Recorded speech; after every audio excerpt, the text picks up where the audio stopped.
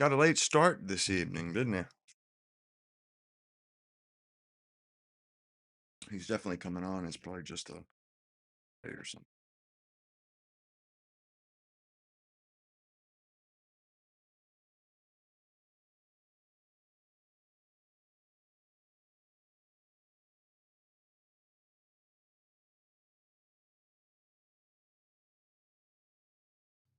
Good evening, everybody. You're watching America There's First. my My name boy. is Nicholas J. Fuentes. We have a great show for you tonight. Very excited to be back here with you tonight on Wednesday. We have a Hell yeah. lot to talk about tonight. Do it. Lots to get into. Big show. Fucking go.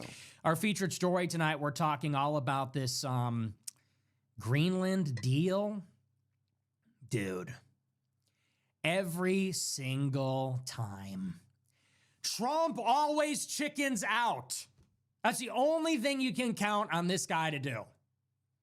Every time you get excited for something, every time you think it's going to be good, For sure. chickens out. Our featured story is about the meeting in Davos, Switzerland today, the World Economic Forum. Trump attended, gave a speech. He met with the Secretary General of NATO, and they discussed this Greenland issue.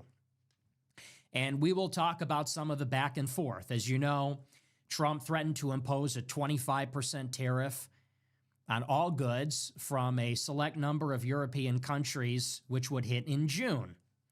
In retaliation, the European Union has suspended the implementation of a 2025 trade agreement with the United States. Well, after negotiations today, Trump says there is a framework deal for Greenland. Here's what we know about it. The red line for Denmark and for the rest of the European Union, for the European NATO countries, It's probably that. is that Yeah. the United States can never own Greenland.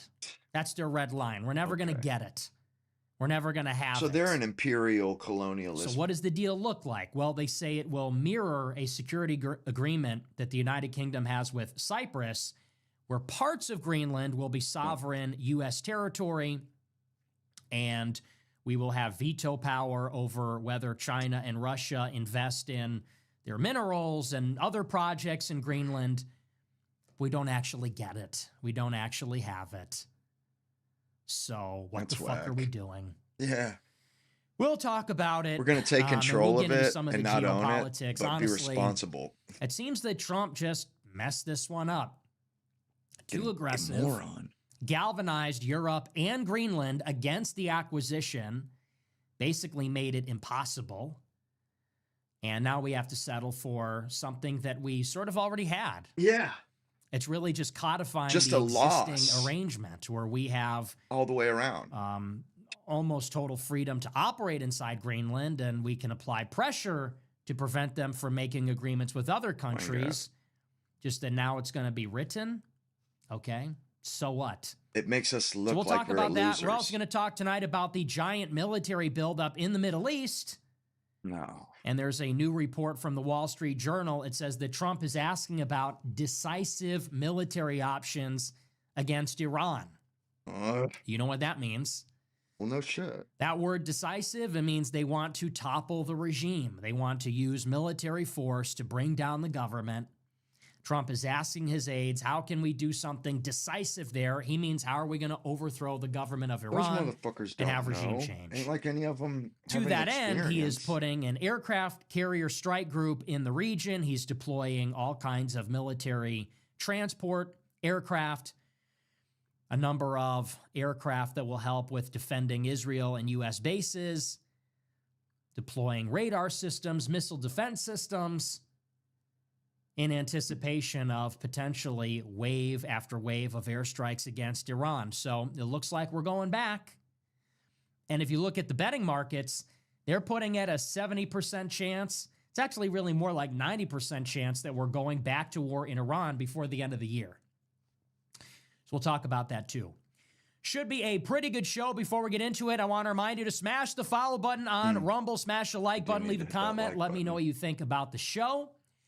Check out our merch Ooh, store, Fuentes.store. We have a brand new item for sale to commemorate the birthday of Jeffrey Epstein, We have our brand new Nice. USA quarter zip on sale. Hey, take a look at it. Just take a look. He's telling people to blow it out their Just go to the ass. website, go to the store, just take a look, check it out. Fuentes.store, we have our USA quarter zip, very patriotic. That shit's dope. It is nice. It's actually quite patriotic. It's blue. It has a little red logo that says USA. It's got an American flag patch on the sleeve. Very patriotic. Very sharp. Very in right now. And actually, so many people tried to buy it last night, it crashed the website. It's our #2 seller already for the month, and it's only been on sale for about 24 hours. Crashed the site. We've sold hundreds of them already. Get yours while you can. And by the way, I did check. People were saying, oh, it's probably all polyester. I believe it's 80% cotton, 20% polyester. Fact? So it's a high-quality material. Make sure to get it. They ship in 2 to 4 weeks. I think I'll have mine sooner, and I can't wait to wear it on a casual Friday. All kinds of people were freaking out. People were saying, I can't believe he's selling this shirt. Harry Sisson did like a 60-second promo for it. What? I saw on TikTok, Harry Sisson what a fam. made a big stink. He said, we're glorifying Jeffrey Epstein. Oh. I said, Jeffrey Epstein's cool. Harry Sisson said, well, he's actually very fucking a monster. I said, okay, really? well, still has drip. That's Aura, still has aura. So Harry Sisson actually put up the website with the link. I appreciated it. He put up the link to the store where people could buy it. All the comments were like, this is fresh. We like it. We like the shirt. They're going to buy it. So check it out. We're going to give Harry Sisson a promo code 17. Hell yeah. All caps. Go hard. 17, motherfucker. Remember also to check out our subscription website, americafirst.plus, $15 a month. You get access to the entire archive, every show, every commentary stream, debate, speech, all of it, going back 10 years, as well as in MP3 format, RSS feed. It's all up there, americafirst.plus, $100 a month. You get into the group chat with me. I'm going off in there all the time, doing bonus content, 30-minute voice messages, inside baseball, drama, details, everything you want, but it's only for rich people. If you're poor, don't apply. It's only for ballers. It's only for the aspirationally rich, the actually rich. That's the only people I want to see in there. No brokies. Okay? No brokies, no dirtbags, $100 a month. And you get to chop it up with the nigga. So that's AmericaFirst.plus. With that, we're going to dive into the show. Kind of a slow news day, honestly, outside of this Davos thing. Before I get into the news, I do want to talk a little bit more about the Club-accost, is what they're calling it. The Club-accost, Song-accost. This is like close in terms of how horrific it is to the Holocaust. They're calling it the Club-accost. This is my first trip to the club when a song was played at a nightclub in Miami Beach, which offended Jewish people everywhere. 6 million ears were accosted by the song in what is being called the Club-accost. Right. We're entering like day People's 5 of eardrums this. were in gas chambers. We got some updates for you. Get a load of this. The mayor and the commissioner of the city of Miami Beach have now invited the owners of the Vendome Club that I went to on Saturday to make a trip to the Holocaust Museum of Miami Beach. Oh. I'm not making this up. That's their move. There's an joke. anti-Semitic incident. They bring everybody to the Holocaust Museum. Write a book report. Dude. So the mayor of the city is bringing the club owners of Vendome to the Holocaust Museum. We are just not for a serious lecture, people for a anymore. book report. And I wanted to talk a little bit more about that Patrick Bet-David interview from yesterday with Andrew Tate, because I actually had a chance last night to sit down and watch the entire thing. And it was sad. I want to make something very clear about that whole situation. Okay, so as you know, I went to the club on Saturday for the first time with my niggas. with Clav, Sneeko, Myron, Fresh, Shit was dope. Andrew and Tristan Tate, Justin Waller. We go to the club. We got a great time. Have a great time. We're singing, dancing. Red Bull is flowing. Mhm. And as you know, the infamous song by Kanye West comes on. The DJ plays it, Heil Hitler by Ye. Now, Miami Beach is a very Jewish city. Everybody is offended. There's all sorts of political pressure, fallout. Everybody's getting in trouble. Everybody's blaming each other. Following day, Andrew Tate goes on Patrick Bet-David's podcast. Sorry. Actually, I believe it was on Monday. He goes on the podcast. And everybody says that Andrew Tate is selling out, that he backed down, that he kissed the wall, all this kind of stuff. Because Andrew Tate goes on the show and says, well, hey, I didn't play the song, and I didn't like it, and it's not my fault, and I'm being blamed for it, and so on. Just wanted to... And everybody is criticizing Andrew Tate. Everybody is saying that he caved, that's not top G, you know, that's Matrix behavior, etc. And I said yesterday on the show, you got to keep in mind that Andrew Tate is under the gun in a few jurisdictions, in Romania, in the United Kingdom, in the United States. If he's not careful, he will go to jail. Okay, he will go to prison for like 10 years at least. For anything. He is up a creek without a paddle. He really cannot afford to take a lot of risks. And so for that reason, I sympathize. But you know what? I watched the entire interview last night, and I actually got to sit and see the whole thing in its entirety. And I think the real person to blame in all of this is Patrick Bet-David. Yeah, I thought so too. I watched the whole thing. And if you watch the entire thing, you see struggle section. Andrew Tate goes on the show, and they bring this up, and they talk about it for a couple of minutes. And Patrick says, I don't want to talk about this for too long. We should just move on. 2 minutes in. Yep. It drags on for 50 minutes. 50 minutes that Patrick Bet-David and his two co-hosts, mind you, these are all guys that are pushing 50 years old. And supposed to be base businessmen. 50. These are grown men, supposedly serious businessmen, supposedly anti-woke, pro-Trump businessmen. They're crying for 50 minutes about a song. And I said this on Telegram, take a step back for a second. Take a step back, forget all of your assumptions, all your prejudices, everything that you know about the way the world works. Take a step back. What actually happened on Saturday night? A song was played in a nightclub. Yeah. That's it. Nobody got hurt. Nobody got stabbed, shot, trampled, stampeded. Nobody even said nobody got raped, molested, drugged. Nobody did any drugs. A group of guys went to a nightclub, played a song for 30 seconds with controversial lyrics. Song ended, everybody went home, everybody was fine. Objectively speaking, this is not a big deal. Somebody getting shot in a club. Nobody was even affected. Nobody was hurt. It is not a big deal. The reason that it is a big deal, the reason it is elevated to a crisis is because it offended the wrong people. Because Jews run the city of Miami and Miami Beach. They control South Florida because they are very powerful there, like gangsters. And they are so over the top and so oppressive that they will not. Being that I live in Florida, Fort Lauderdale and South Florida, they have a Brooklyn accent. People that have never been to Brooklyn have a Brooklyn accent. Tolerate being offended even for a minute.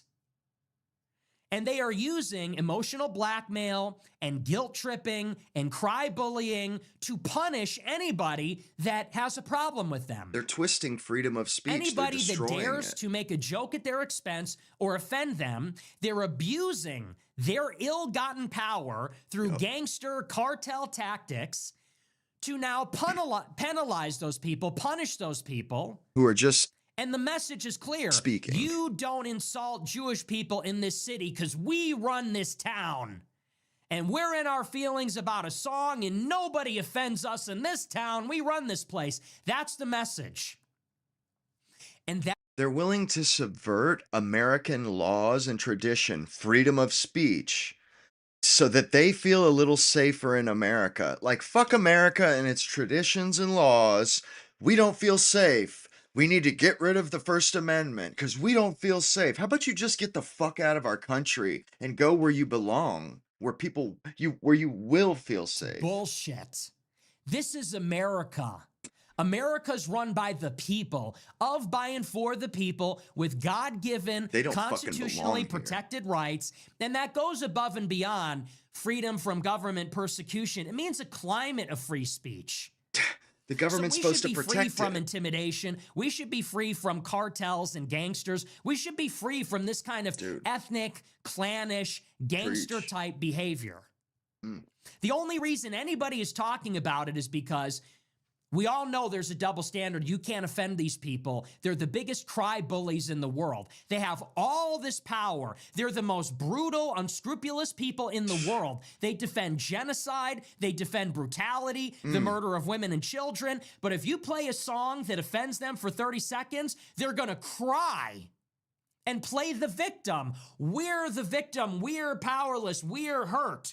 Now we're going to use all our power to punish everybody. It's so over the top and so ridiculous and woke. Nobody should stand for it. Yeah, we shouldn't, And honestly, Patrick Bet-David, you should know better. Dude. You're a grown man. You claim to be a patriot. You're a 47-year-old man.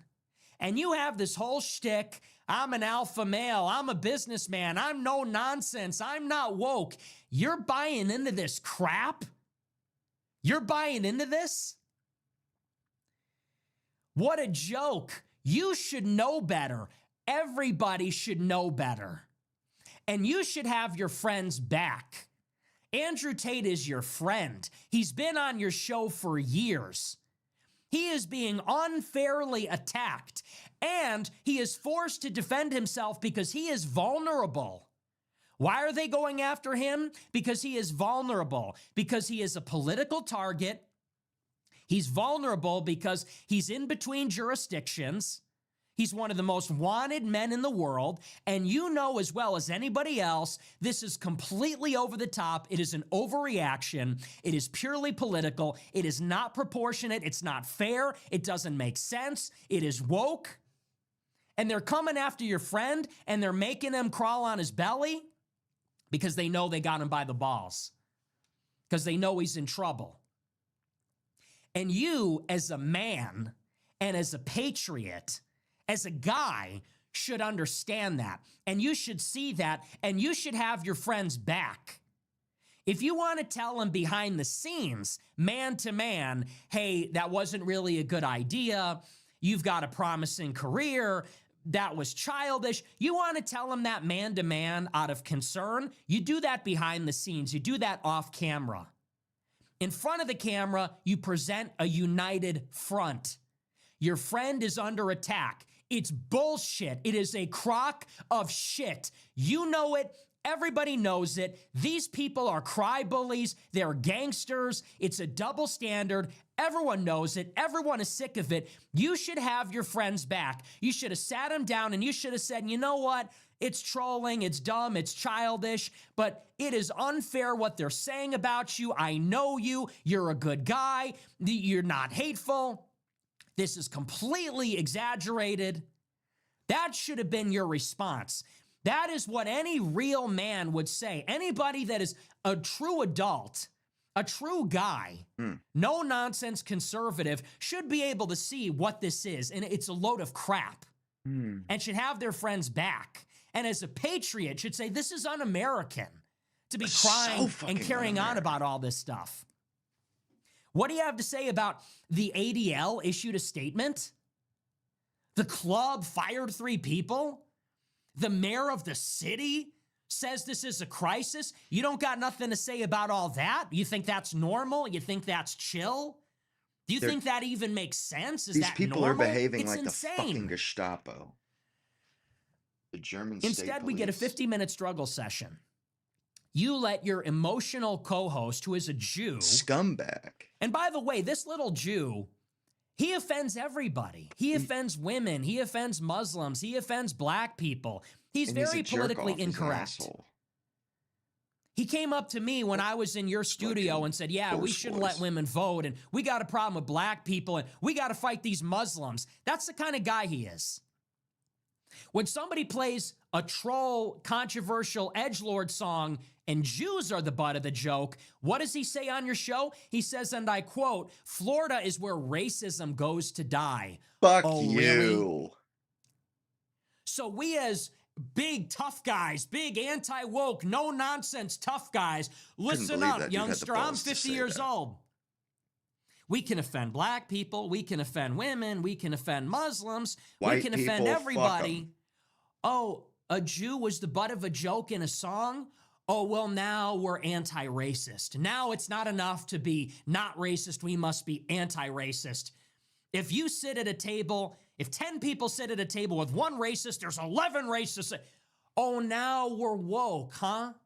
And now you're going to let the aggrieved minority hijack the whole conversation, and he turns it into a struggle session. On and on and on and another thing and another thing, and you should have known better, and we don't play those games here. We don't play songs that offend Jews here. Really? This is a deficit of courage. This is a deficit of fucking balls. That's what this is. Where's the balls? Huh? And you know what's funny? Patrick Bet-David had Bibi Netanyahu on the show. I think they gave him less of a hard time about being a war criminal than Andrew Tate playing a song. Yeah, think of that. Benjamin Netanyahu is a wanted war criminal. He is charged by his own government for corruption, credibly accused of committing a genocide. You have him on the show. You barely press him about that. Andrew Tate comes on the show. You press him for 50 minutes because he was present while a song played in a nightclub in South Beach. Really? Does that make any sense to anybody? Does that even make sense? And it's on the men, because you expect, especially the older guys, you expect the older guys to be able to call balls and strikes and say, you know what, this is woke garbage, this is PC, this is emotional, this is over the top. You expect grown men to be able to call out the nonsense, not to drink the Kool-Aid, not to buy into it. He's going to go and participate in this humiliation ritual. I'm watching this round table of guys that are lecturing me. You're childish, you're immature, you need to grow up, you shouldn't say these things. This is a round table. These guys are pushing 40, pushing 50, crying for 50 minutes about a song because that's what everyone's supposed to do because the Jews are mad. Really? Where's the courage? And that's really what it comes down to in this country. Everybody knows what is going on, but everybody is afraid to call these people out on their crap. That's really what it is. Everybody knows Netanyahu has us by the balls. Everybody knows AIPAC has us by the balls. Everybody knows there's this double standard. We all get offended all the time. We are all offended all the time. The sensibilities of every group, every ethnic group, every religious group, the young and the old, the men and the women, we're all offended. Everyone has a grievance. Everybody else has to suck it up. People are putting out rhetoric against any other group. Hey, man, suck it up. How dare you try to be a victim, It's not that big of a deal. Oh, these people get offended. It's literally an international incident. We're invoking the Holocaust, etc. Oh, we're so scared. And just don't build your brand on fighting PC and woke garbage if you're going to give into it when it actually counts. Yeah. So they did him really dirty. Everybody's blaming Andrew Tate. Andrew Tate's in a shitty situation. I don't envy him at all. Of PBD. He found himself in this unfortunate controversy that no one really could have seen coming. It's one of those things that just happens. Is it preventable? Yes, but then you can't really live your life. He can't really double down because he's in sort of a contentious situation. And his buddy should really have his back. His buddy should be firing on all cylinders. And you don't have to defend the actual action, but defend your guy. They're going to give him a little talking to. He's in the principal's office. You should have left the car. Why'd you think that was okay? You should have turned the song off. Dude. Oh, come on now. Really? I mean, it reminds me literally of when I was in middle school. It reminds me of the kind of crap that you and your buddies would get called into the principal's office for in middle school. You're in there with your other 12-year-old buddies in the principal's office, and they're saying, who played the song? Well, Sneeko played it. Oh, well, Myron played the song. Well, why didn't you stop it? Why didn't you get up and turn the song off? Our code of conduct says we keep our hands and feet to ourselves, and we respect everyone at all times. Bro. I mean, really? These are 50-year-old men. 50-year-old anti-woke, hey, I'm a no-nonsense business guy. Get so real. Get fucked. Shame on you. Shame on you. You should know better. There is no excuse. But these guys are just like NPCs. They're just enforcers of the political order. They're like Bill Buckley of the past. If all you care about is money, if that's all you care about is money, career, status, then you're going to get thrown for a loop by this stuff. Does anybody care enough to stand on business to defend the principle of the matter? That's the question. That's the important part. You know? Because the whole lecture was like, hey, Andrew Tate, you know, you make all this money. You know what Patrick told him? He said at this college basketball game or something, Trump is in the box with Dana White and Jake Paul. He goes, you belong in that room. Yeah. So is that really what it's all about, man? It's all just about making money and posing for pictures in a box seat at a fucking sports game? That's what it's all about? Hey, man. Look at me. I know you're living your life, having fun, and everything like that. But if you don't kiss the wall, if you don't wear your kippah and kiss the wall and pretend to give a shit about the Holocaust like it's not all a load of crap, you know, you'll never be able to aura farm in the box with Trump, and everyone on social media is going to say, ooh, Top G is with Trump at the Indiana-Miami basketball game. Is that really what it's all about, for a bunch of douchebags to dap each other up? Right? Oh, dapping and shit. Dana White and this guy dapped each other up in the box at the big game. I feel so warm and fuzzy inside. Man. It's got to be bigger than that. It's got to be deeper than that. Does anyone even care enough to defend the principle of the matter? Yeah. That's the difference. It's like, you know, I get these lectures all the time. The principle is our fucking culture. I care about freedom. That's the culture that we live your life. Freedom to do what you think is right. We create as Americans. Freedom to make jokes. Freedom to say what you want. Yeah, go ahead. Fucking cancel me. Because at the end of the day, you could be very rich and have a lot of status, but if you're living in fear of this kind of stuff, you can't go out with the guys and make a little joke without living in fear. You know, are you really free? Are you all that powerful? Or are you just kind of like the biggest slave on the plantation? And they're talking about, why do you live in Dubai? Are you just being paraded around and they won't let you say what you want there as a regime puppet for the puppet show? Oh, here we go. Here's this one, and here they are in the box. And we dress them in the finest linens and we furnish them with a lavish house and lifestyle, and these are your appointed leaders. I mean, yeah, count me out of that whole thing. But that was the appeal. That was sort of the funny thing. He goes, you know, you belong in that room with those guys. Okay, so that's what it's all about, I guess, huh? Right, like look what you could be doing. You're missing out on. You don't get to do the... It's just infuriating that stage walk what the country's come to. And like I said, it's because of fear, cowardice. People care about all the wrong things. Where's the solidarity? It should have been, everybody should have stood shoulder to shoulder and said, you know what? Yeah, we played the song. Fuck off. Not a big deal. Instead, you get, you know, not everybody, but people pointing the finger and coming after each other. You get this struggle session, really, on Valuetainment. I'm sorry, what is this, Rachel Maddow? What are we on The View? I mean, it's indistinguishable. If you go and play that song at the club, you're getting the same treatment on Valuetainment as you are on The View. You go on The View with a bunch of broads, and they're going to say, what made you think that's okay? Isn't that offensive? Oh my gosh, you know, that's terrible. You know, these people are terrible. You're the company you keep. I mean, it would be the same thing, wouldn't it be?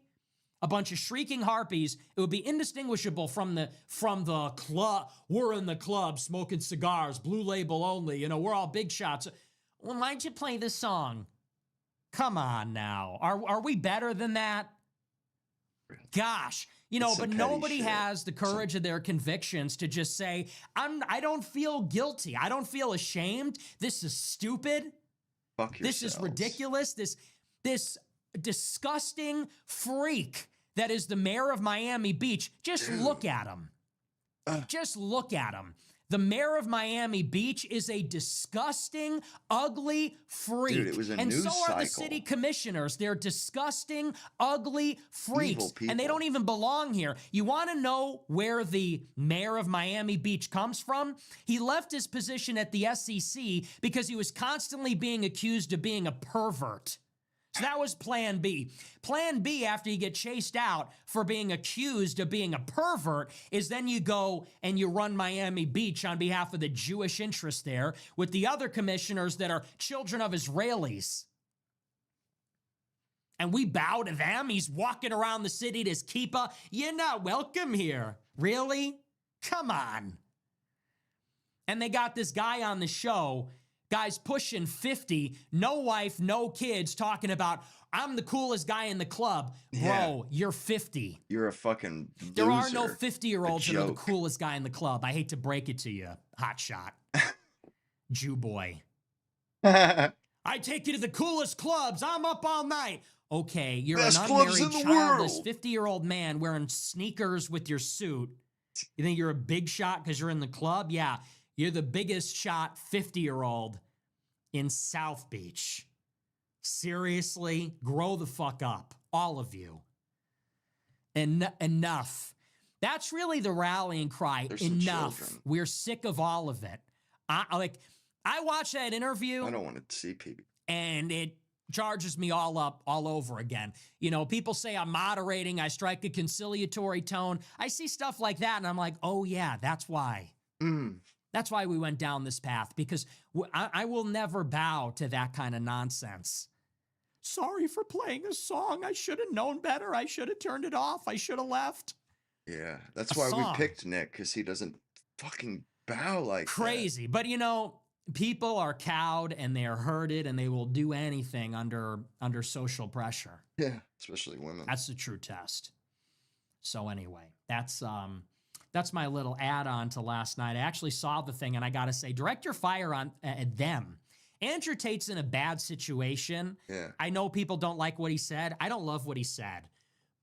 But understand the circumstances he's in. If he makes a wrong move, they put him in a cage. They put him in solitary he was in a cage for years. We didn't know if he was ever going to get out. Okay, he goes to the United Kingdom. He's extradited. They put him under the jail. He's treated like a terrorist.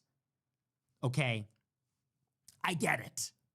He didn't even apologize. He didn't double down. He didn't go 10 toes down and everything like that. He didn't really apologize, though. And they got him really under the gun. It's Patrick Bet-David's fault for subjecting him to that. He should have had his back. No loyalty. Every man for themselves. Crabs in a barrel. So, I'll stick up for Tate. I'll stick up for Sneeko. And you know what? You know, the Tates are trying to blame Sneeko. It wasn't just Sneeko. Myron played the song too. Fresh helped him. Sneeko put it on in the car. Clav helped him. I loved it. You know, we all played a part in this. We were all there. And the whole thing is dumb. So everybody should be united and say, this is ridiculous. This is stupid. Oh, yeah.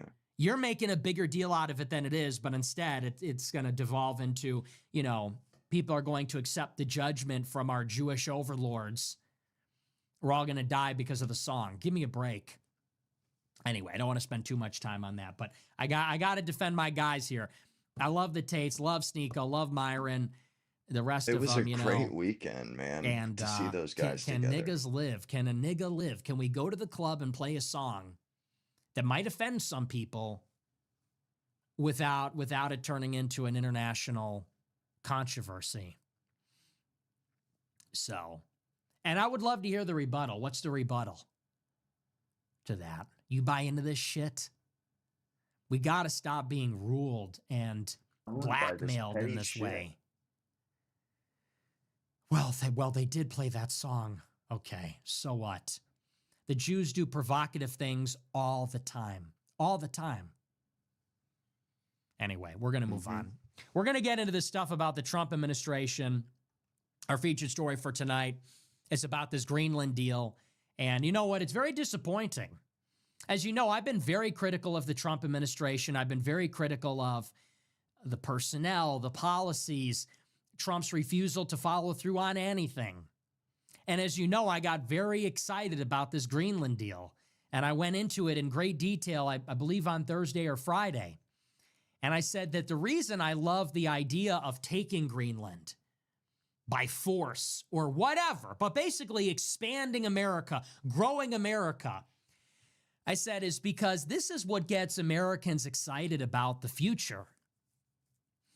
The arrow is pointing up, expansion, increasing. That America is dreaming, America's getting bigger. I like this conceptually. The idea that there is still history to be resolved here, that we're still a part of history. I like this. And so when Trump was pushing this so hard the past couple of weeks that we were going to go in and take Greenland and we have to have it and we're going to get it and we'll stop at nothing, I really supported it. And I made my case very systematically on Friday. And I will restate it very briefly now. The reason that we need to actually have Greenland, well, let's start with why Greenland is strategically important. Greenland is a part of the Western Hemisphere. Greenland is what connects North America to the other NATO countries. If you look at it, it is on the northwest frontier is what they call it. It's on our northern frontier. It borders Canada, Iceland. Iceland borders the United Kingdom. The United Kingdom borders France and Denmark. Greenland connects this entire Atlantic alliance. This is very strategically important territory. Yeah. And as the northern ice sheet melts, the Arctic Ocean becomes an area of strategic competition. All kinds of things are happening there. Commercial shipping routes. They're going to be dying. Submarines are moving through there. Potentially naval vessels are moving through there. And if we engage China or Russia with strategic weapons, ICBMs will be flying over Greenland. They can be detected and intercepted over Greenland and Canada. So long story short, Greenland is very important territory, controlling choke points between Greenland and Iceland, Iceland and the UK, controlling these future shipping routes in the Arctic Ocean. And it's in our backyard. We have to have that. Situated in the middle, 2,000 kilometers from DC, 2,000 kilometers from Moscow, in the middle of that trajectory from where ICBMs will strike the United States. This is why it's strategically important. Maybe you could say succinctly because of its proximity. It's close to us. It's close to Canada. It's close to us. If someone gains control of Greenland, they gain access to Canada. They gain access to Canada. They gain access to the United States. And so it's comparable in value to Alaska. It's comparable in value to Canada, Puerto Rico, Cuba. It's very valuable strategically. Now, why do we... It's like the value of Britain in World War II. We would not have even been able to get onto Europe, or it would have taken years through the Italian peninsula. Absolutely have to have it. The reason is the northern ice sheet is going to melt over a period of decades. It will take time for these developments to come to bear. It's not a strategically important region now, not as much as it will be in the future. And a lot of things might change in these intervening 10, 20, or 30 years. Leadership changes in the United States, in Canada, in Europe. The balance of power will change between the United States and China.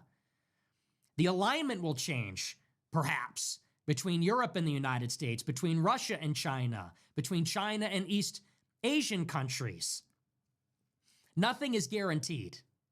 And so when this strategic area becomes active in a few decades or a couple of decades, as long as that territory is controlled by Denmark, well, Denmark will never be able to defend this territory, ever. from China or Russia or the United States. Any interested great power who would need it, and it's a zero-sum game, Denmark I would be surprised if the whole EU could even defend it. is never going to be able to repel an incursion. All of Europe will never be able to repel an incursion. And Russia and China know that. And so in 10, 20, 30 years, this is very vital territory. The region becomes active. Denmark and Europe cannot repel an invasion. China and Russia might test the boundaries here. They could take it. And they might try to gain a foothold. The whole thing. Who knows how? By investment, some ruse that there's a commercial project. Maybe they land some troops there. Who knows? And once it's done, it can't be undone. Once they gain the foothold, it can't be undone. Because then they could just and you can't scramble the troops there. China or Russia will have already established a beachhead. And we're not going to go to war over Danish territory. We're not going to go to war over a semi-autonomous Danish province or something, some protectorate. It's questionable whether those Article 5 protections will be invoked. And so then we just lose it. Now, what makes it viable for China or Russia to test if we lose it, we're fucked. What makes it viable for China and Russia to test and see if that's a tripwire? What makes it viable is that it is technically sovereign Danish territory. And as long as all that shoreline and all that territory is technically Danish, they know that the United States is less than likely to defend it. Compare that to California. China knows that if they set foot in California, it's fucking war. You're in a war. You're in a shooting war. You're in a full-scale total war until that is undone. War. Why? Because it's U.S. soil. It is sovereign U.S. soil. If you overstep there, that is a violation. It's an act of war. Everyone knows that. China knows that. We know that. We know they know that. They know we know they know that. Everyone knows that. And everyone knows that we'd be perfectly justified in going to war. So what's the difference? Well, if Greenland is our territory, they won't test it.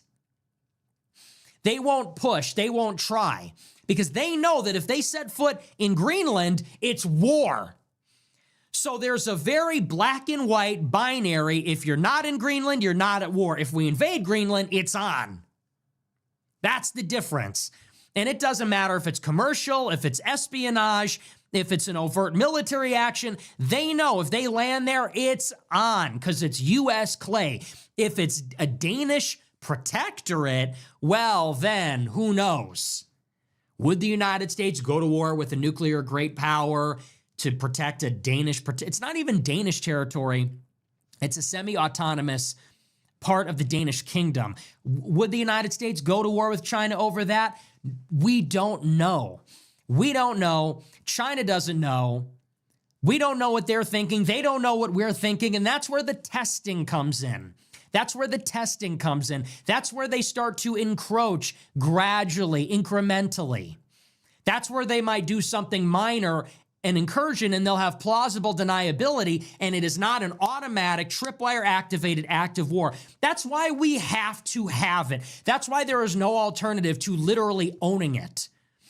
Sovereignty is the key word. If it's anything short of that, they're going to try something. And that could mean anything. That could mean they fund a political party that breaks from Denmark. That means they could send Chinese spies and do military surveillance or sabotage. That means, who knows, maybe they have some illicit agreement, some kind of private contract, circumstances change, or they just land a boat there. Okay? That's the difference. That's why we need it. And so when Trump said that, I was totally on the same page. I said, he's right. Maybe we don't need it today, but we absolutely will need it by 2050. And we need it to be our territory. And it is a small price to pay, whatever it was, $700 billion now, to have it in the future. Because there's only so many islands and continents. They're not making any more of them. And the great power strategic competition is only intensifying. This is an area which will become active in the coming decades. It would be absolutely essential to have it. It would be no different than if, we could have Japan as a colony or like the Philippines still as a colony or something. Like there's no price tag on it. It's sort of invaluable. So Trump said that, and I was in complete agreement. I said he totally sees the big picture here. I don't know how anyone could even make the case that that has something to do with Israel. People said that's neocon. Okay, so now like everything is neocon, by the way. You know, it sort of exists on a spectrum. If we go to war with Iran, obviously that is a war for Israel. You know, that is like a 1.0 on the spectrum. That is the clearest cut, no uncertainty. That is a straight up war for Israel. If Israel didn't exist, it wouldn't happen. If Israel didn't exist, we would actually have good relations. We're going to war because of them in their neighborhood for their interest against their number one adversary. Like there's no ifs, ands, or buts. Then you get maybe closer to the other side of the spectrum, Venezuela. And you go, okay, this is in our neighborhood. It's a dictator who's anti-American. He is a socialist. They have these resources that we need. It's a staging ground for our enemies like China and Russia. That being said, Maduro is somewhat supportive of Palestine. So you could say, well, Israel's like, they're not unhappy about it. They might be a little happy about this. Then you have Greenland, which is like a 0.1. And it's like, so it's not even a war at all. There's not going to be any fighting. There's no population there. It's north of Canada. It's a territory that no one really cares about. They're not anti-Israel at all. They're not pro-Palestine. They're kind of just nothing. And we're taking it and it'll make us richer. And people are saying, yeah, but like, you know, Ronald Lauder has some projects. Yeah, I mean, the American economy is run by Jews. So, you know, like anything that America does is going to involve the Jews that control America. I see some. And it involves that we will not own Greenland at all. We won't own it. It won't be ours. We don't know the details of it, but the framework that we have so far is that it might mirror, according to some reports, a security agreement between the UK and Cyprus, where some parts of the island are technically sovereign British territory, where they have military installations. And so I guess it's an indefinite deal. The United States will be able to veto investment from other countries. We'll be able to expand our military footprint there. And parts of Greenland, which will become military installations, will be sovereign U.S. territory. That's what the framework agreement is looking like. And this is a story from the Washington Post. It says, quote, President Trump said Wednesday that he had reached the framework of a deal on Greenland, backing away from his earlier demands to acquire the Danish territory. Declaring that he would scrap planned tariffs on Europe, Trump said talks were underway with NATO Secretary General Mark Rutte about bolstering security in the Arctic. The president offered few details, but the deal was likely to fall far short of the full sovereign possession that he previously demanded. Denmark's top diplomat said the United States would not own the island. Trump removing the tariff threat takes the heat out, said the Danish foreign minister. He said the United States will not own Greenland. That is a red line. So for them, they say we refuse any deal where the U.S. is going to take the territory. Discussions will focus instead on ensuring Arctic security, said the NATO spokeswoman Alison Hart, including talks among Denmark, Greenland, and the United States, aimed at ensuring that Russia and China never gain a foothold economically or militarily in Greenland. Shortly after his remarks concluded, the European Parliament suspended ratification of the EU-US trade deal that Trump reached last year. In a statement, the chair of the Legislative Trade Committee said U.S. threats against Denmark and Greenland had left lawmakers no choice. The pending trade deal would have eliminated European tariffs on all U.S. industrial goods while leaving products from Europe facing a 15% tariff imposed by Trump, a structure that analysts said favored Washington. The European Union is the nation's largest trading partner. Total two-way goods trade each year is roughly $1 trillion. On the overnight flight to Davos, White House Chief of Staff Susie Wiles told reporters that Trump will travel next week to Iowa for a speech tailored to energy and the economy, and will make weekly trips ahead of the midterm elections. Great. So this is the framework agreement. And what we can say with certainty is that Trump has chickened out. As always, Trump always chickens out. Trump chickened out. He said for weeks, he said all year, he said, we're going to have it. We're going to take it. It's got to be ours. We need it. There's no alternative. We simply have to have it. He said, we'll take it by force. We will do anything. There's no limit to what I'll do to take Greenland. He's posting on social media, trolling maps of Greenland with the U.S. flag on it. Then he goes to Europe and says, you know what? Never mind. We have a great deal. And we're never going to have it, and we don't have it. But the deal says we're going to have a base there. And we're not going to let China and Russia gain a foothold. Hey, guess what? That was already the arrangement. That's been the arrangement for 70 years. That we can do what we want there. We have military installations. We got troops there. That has been the arrangement for almost a century. And we don't even have the agreement. It's not even in writing. It's not signed. And Trump comes away and says, okay, well, we got this framework and this is terrific and so on. And here's what happened, fundamentally. Trump has no strategy. It's all tactics. All he knows how to do is talk on social media, give speeches, issue these maximalist threats. And what this is meant to do is keep his opponents off balance. So, example, when it comes to Greenland, Trump comes out and says, I'm going to invade Greenland. We just have to have it. This makes the Europeans nervous. It makes Greenland and Denmark and France and Germany and NATO nervous. And they start to panic and they start to talk amongst themselves. That's all Trump knows how to do, is stir the pot. All he knows how to do is to push them off balance, make them uncertain, make them insecure, so that they start to talk, so that there is some activity, and then maybe there's a starting position in a negotiation. And they come back and they say, well, we're not going to do it. And then he ups the ante. Oh, you're not going to sell me Greenland? Well, then we'll invade. And they go back and talk amongst themselves. Well, we can never defend Greenland. Well, we can never do anything. We don't want to fight with the United States. Well, what happens when they call his bluff? He keeps upping the ante. Well, we're going to have it. Well, we're going to buy it. We're preparing an offer. If you don't accept the offer, we're going to invade. We need it. You can offer us concessions, but we need to own it. Well, what happens when Europe calls his bluff? And they say, if you're invading Greenland, we're deploying troops there. We're putting French and Norwegian and German troops there, and Canada's sending troops, and we're not going to let you take it, and we'll all leave NATO, and the trade agreement is off. What happens when they call your bluff?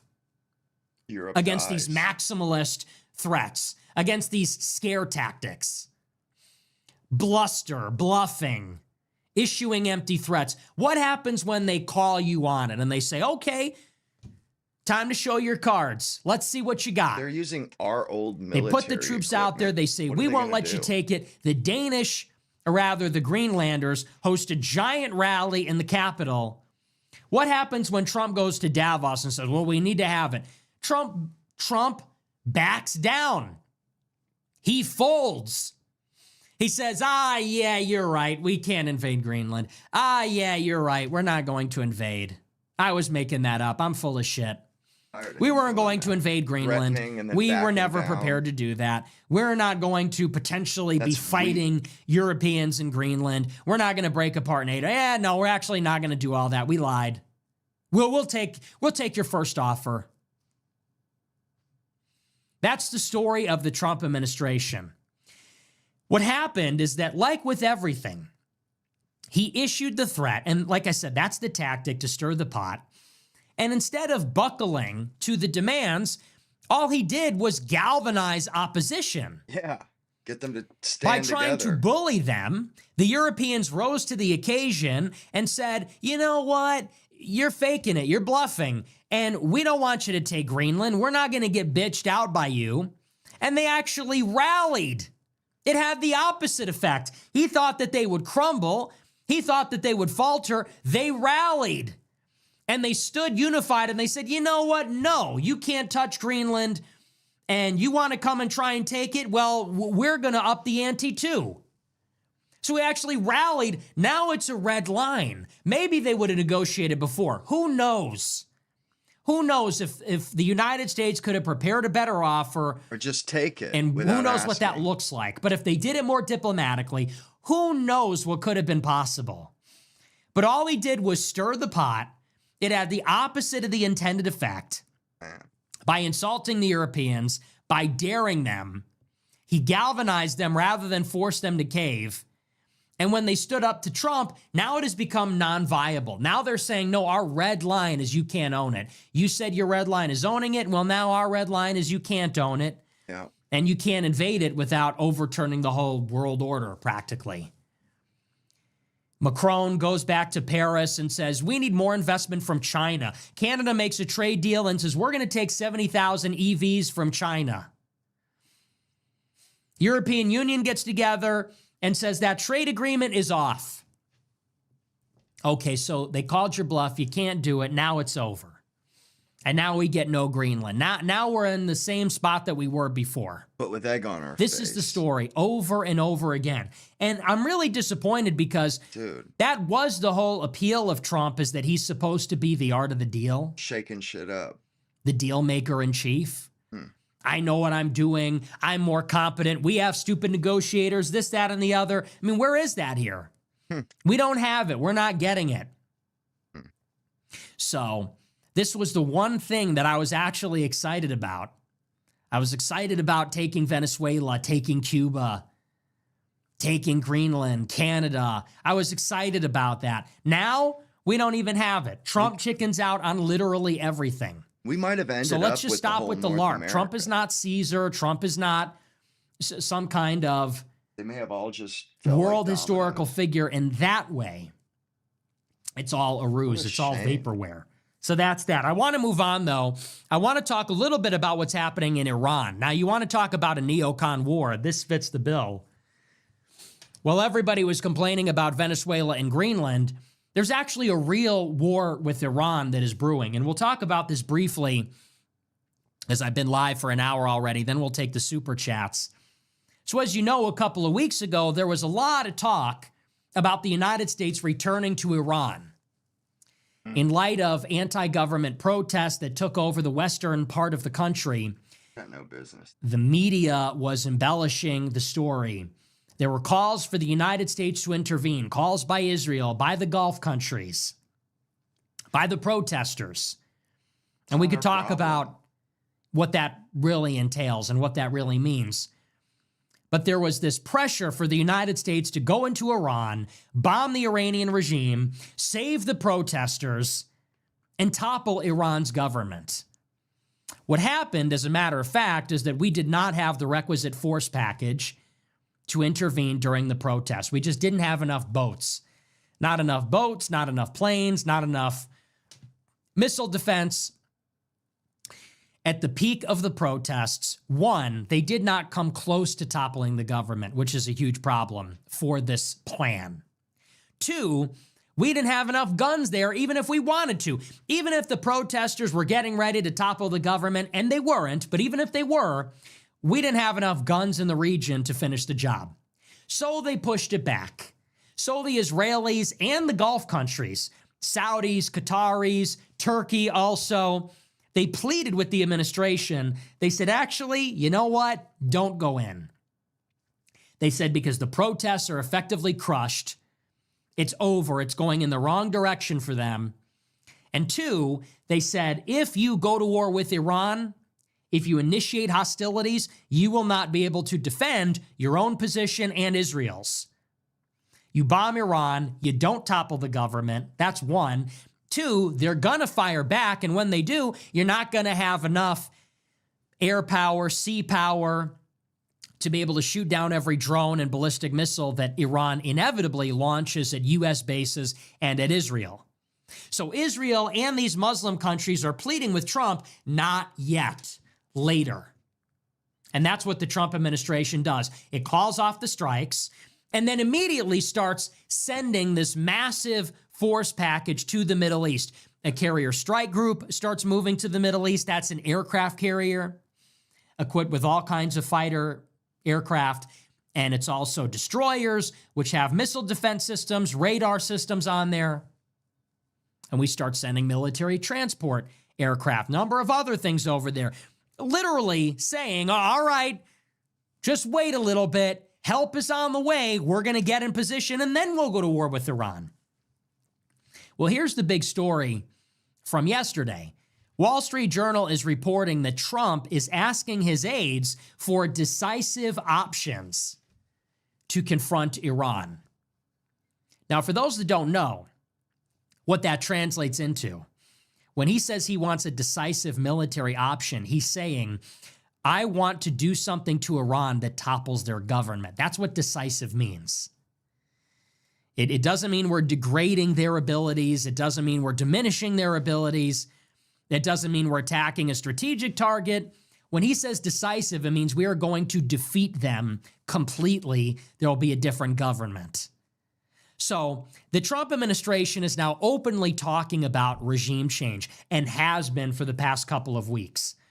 This is a story from the Journal. It says, quote, after pulling back from strikes on Iran last week, President Trump is still pressing aides for what he calls decisive military options, as Iran appears to have tightened its control of the country.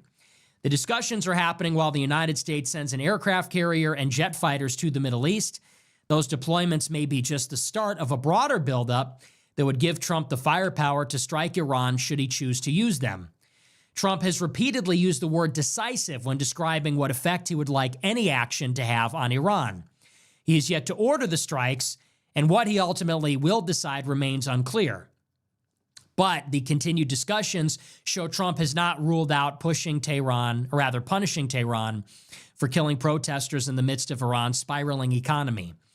Asked Tuesday about whether the U.S. may yet strike Iran, Trump noted that the regime heeded Washington's warnings and canceled plans to execute 837 people last week. He said, we're going to have to see what happens. The larger question for the administration is whether a foreign regime can be dislodged through air power alone.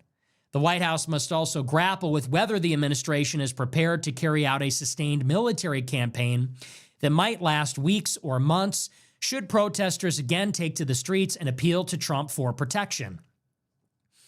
David Deptula, a retired Air Force lieutenant general who played a key role in Desert Storm, said, there are things military options can and cannot do during a human rights crackdown. You can deter some regime behavior on the margins.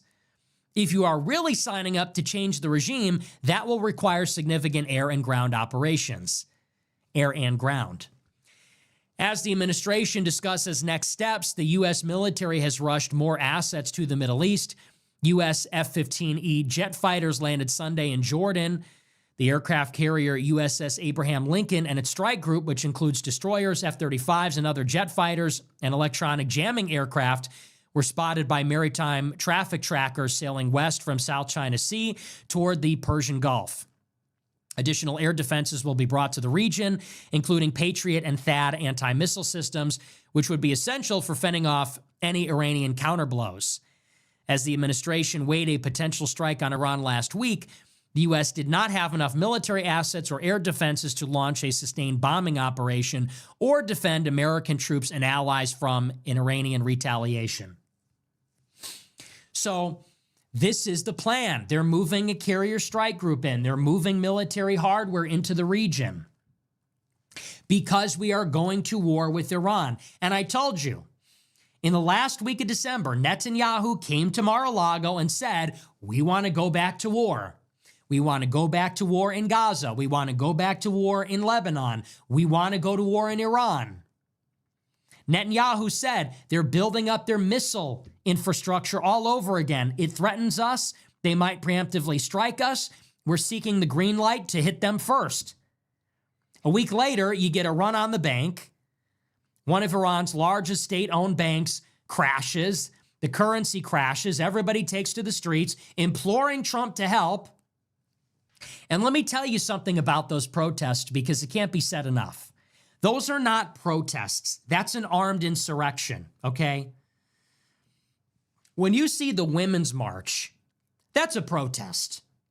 When the Women's March happens in the United States and all these women take to the streets with signs and hats, that's a protest.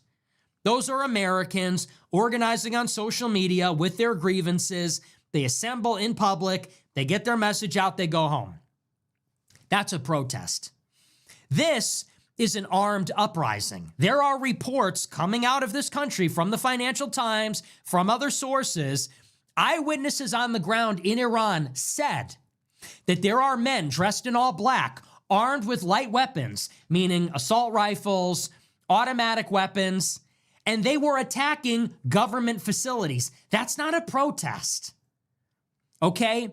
And where are the protests occurring? They're happening in Western Iran, in Kurdish majority provinces. Well, the Kurds are a transnational group. You've got Kurds in Turkey, in Syria, in Iraq. And all of these territories have a relative degree of autonomy. In Syria, there's a major clash right now because the new Syrian government in Damascus is trying to take back control over Syrian Kurdistan, which they call Rohingya, I think. Or maybe I'm confusing that with those Muslims. It sounds something like that. But there's this territory, I think that is the Rohingya Muslims in Myanmar. It has a name that's, I think it's like Rojava or something like that. It has a similar sounding name. Northeastern Syria is Kurdish Syria. It's controlled by the Syrian Democratic Forces. That is a Kurdish force. In Iraq, in northern Iraq, in Iraqi Kurdistan, they have autonomy from the government in Baghdad. They have their own parliament. They have their own security force. Are you seeing a pattern? The government in Baghdad does not have control over Iraqi Kurds. The government in Damascus does not have control over Syrian Kurds. What does that mean? The Kurds are also allies of the United States and Israel. The United States and Israel armed the Kurds and fought alongside the Kurds in their war against ISIS, which took place in Iraq and Syria, obviously.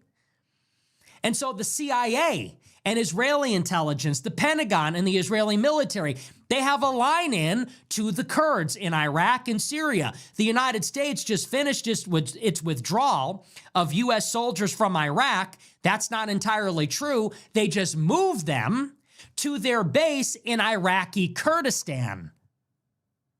You see?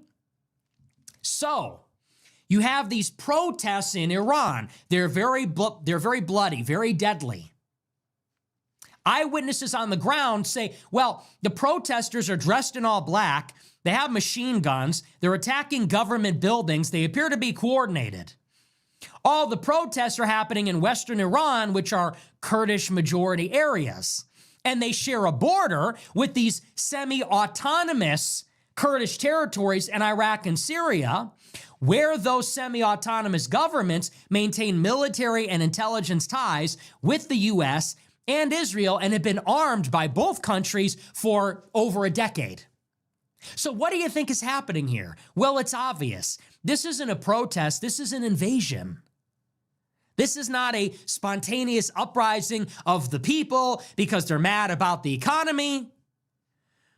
No, this is a CIA and Mossad-backed invasion. They're clearly trafficking weapons to Iranian Kurds, probably through Iraq. They're coordinating using Starlink internet from Elon. They're coordinating with the help of the CIA, maybe trained by them. Maybe you got State Department NGOs on the ground. You got CIA on the ground. Maybe you have some of these mercenaries on the ground, some PMC, some private military corporation. And that's not a spontaneous demonstration. Oh, the people are crying out. It's a bottom-up revolution. No, this is a provocation. That is an armed insurrection backed by the West. And I told you the other week, this is how this works. So the United States has been operating in this territory for a long time, funneling weapons, training people, organizing them, facilitating the cross-border transfer, whatever. They give them the green light. All right, it's go time, uprising. These Kurds storm government buildings in Western Iranian provinces. That's where the action is happening.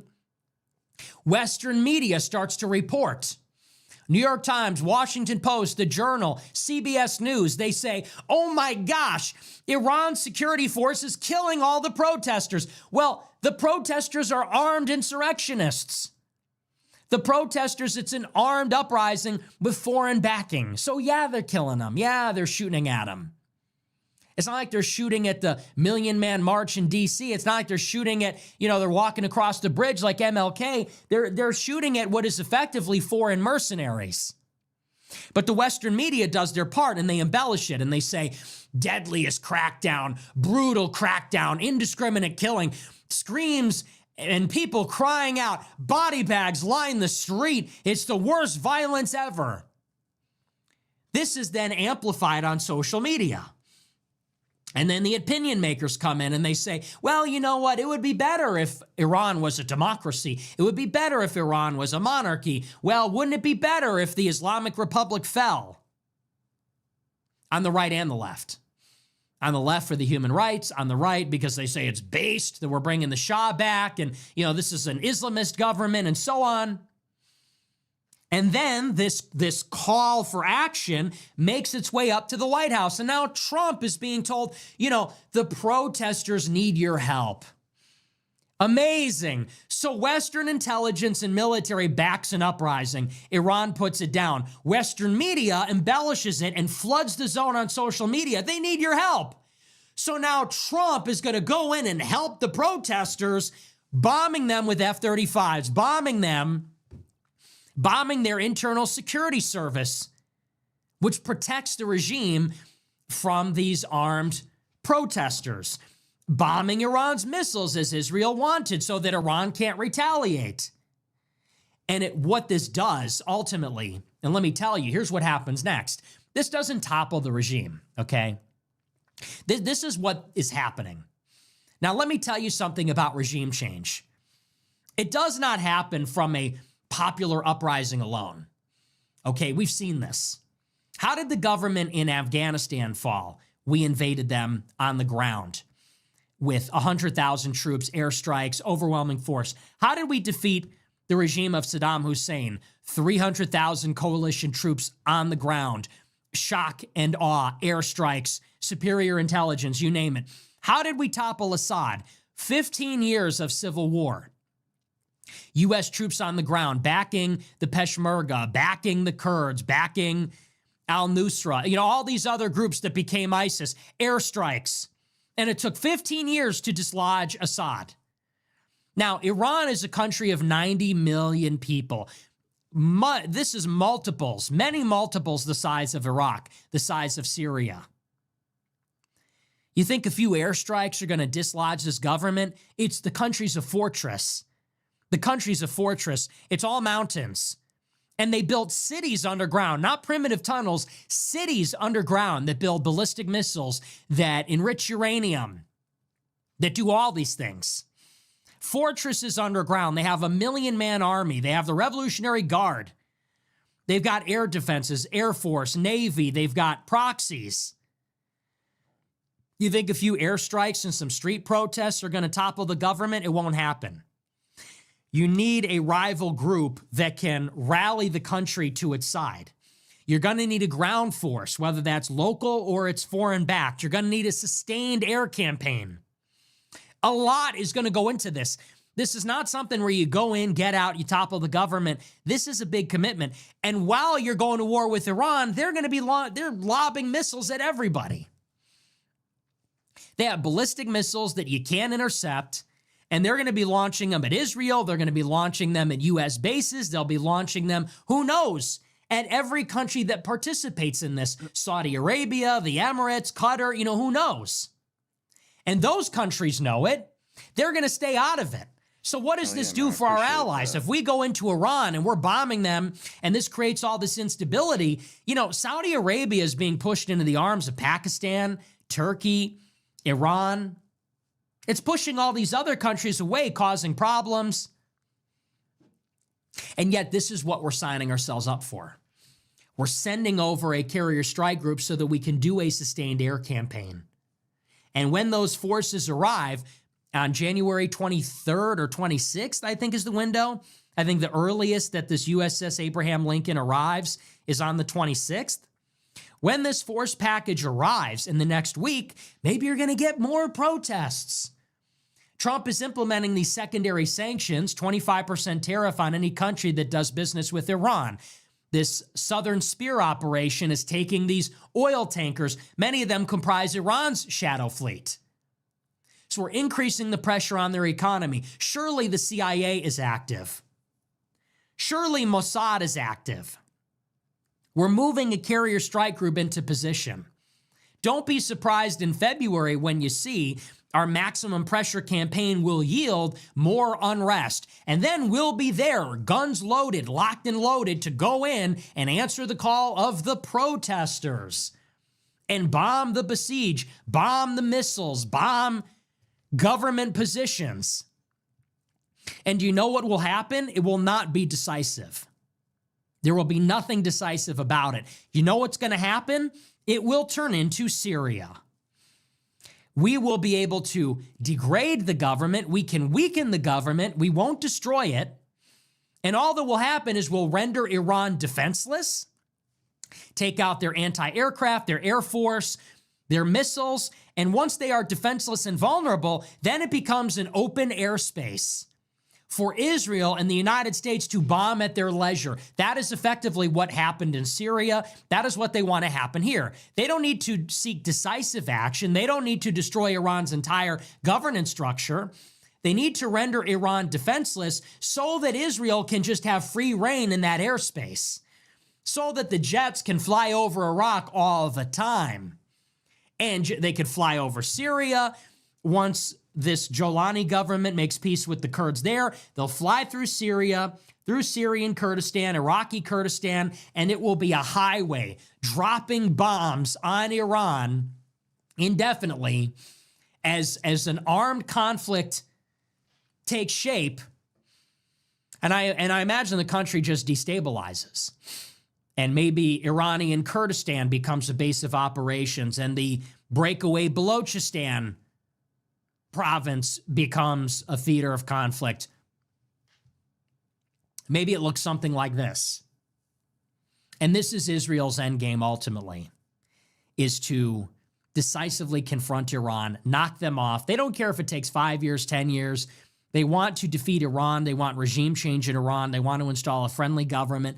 At the minimum, they cannot have Iran projecting power in the region as an Islamist middle power. That's what it is. And that's what we're going for. And this, John Mearsheimer said it, and it went viral on, I think, Piers Morgan. He said, look, Iran is an Israel problem. They are not an America problem. Yeah, the U.S. would have good relations with Iran if it were not for Israel. And that is 100% true. And we are absolutely shooting ourselves in the foot here. There's another scenario where the United States brings together Turkey, Syria, Iran, Saudi Arabia, Pakistan, and we control this region with these Muslim countries that are all coming back together. But instead, you might have, they're talking about a strategic mutual defense treaty between Pakistan and Saudi Arabia. Turkey wants to be in on it. You're creating a Muslim NATO without us, probably aimed at Israel. And it is backed up by Pakistan, which is China's Israel. Pakistan is China's closest ally. So we're sort of giving the Middle East to China. We're giving it to Israel. We're giving it to China. The Emiratis are warming relations with India. They're putting stuff in Sudan, in Somaliland. They're working with Israel. This is what is emerging in the Middle East. None of it good for the United States. So, you know, people call me. Like I was saying the other night, they're squandering our good name around the world on behalf of Israel. They're making us lose power and waste our goodwill all over the world for them. We're not even getting anything from this shit. Ocon now, look, I support intervention in our hemisphere. I support intervention so we can get oil, drive China out of our hemisphere, get Greenland, put a golden dome, early warning system in Greenland. Yes, that is America first. That has to do with our security. A protracted regime change war against Iran, keep us out. As a matter of fact, prevent it. That could go Trump should use his clout and leverage to bring Israel back from the brink. Stop Israel. That's what we need to do here. That's America first. throw our weight around against Israel. Get Europe to help. Israel's totally isolated from everybody. China's making Israel critical statements. The Muslim world is anti-Israel now. Even their relationship with Egypt is fraying. Their relationship with Europe is destroyed. Get together with Europe and the Muslim countries. Put those sanctions on Israel. You want to put a 25% tariff on Iran? Put a 25% tariff on Israel. Say stop. Stop in Gaza, stop in Lebanon, stop in Iran. What is in our interest is to stabilize the region. But instead, we're going to war again. We're literally doing it all over again. And I would bet you a lot of money that this is going to happen before the end of March. As they want to get this party started before the midterms. And the midterms are really going to kick off, at the end of spring, beginning of summer. So if I had to guess, I would say before the end of March, we're back. We're back there. And it's very clear. Trump is putting all these assets out there, and they're going there for action. There's not going to be a nuclear agreement. It won't happen. Because even if somehow Trump was able to re-engage Iran on a diplomatic level, as he threatened to do about a week ago, Israel would sabotage it just as they did a year ago.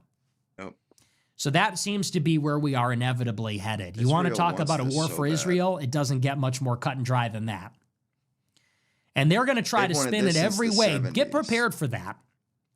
They'll talk about a based Iranian monarchy. They'll talk about the Shah. They'll say, well, it's over for Iran anyway. Wouldn't it be better if we got rid of this Islamic government? They'll say you're defending the Ayatollah.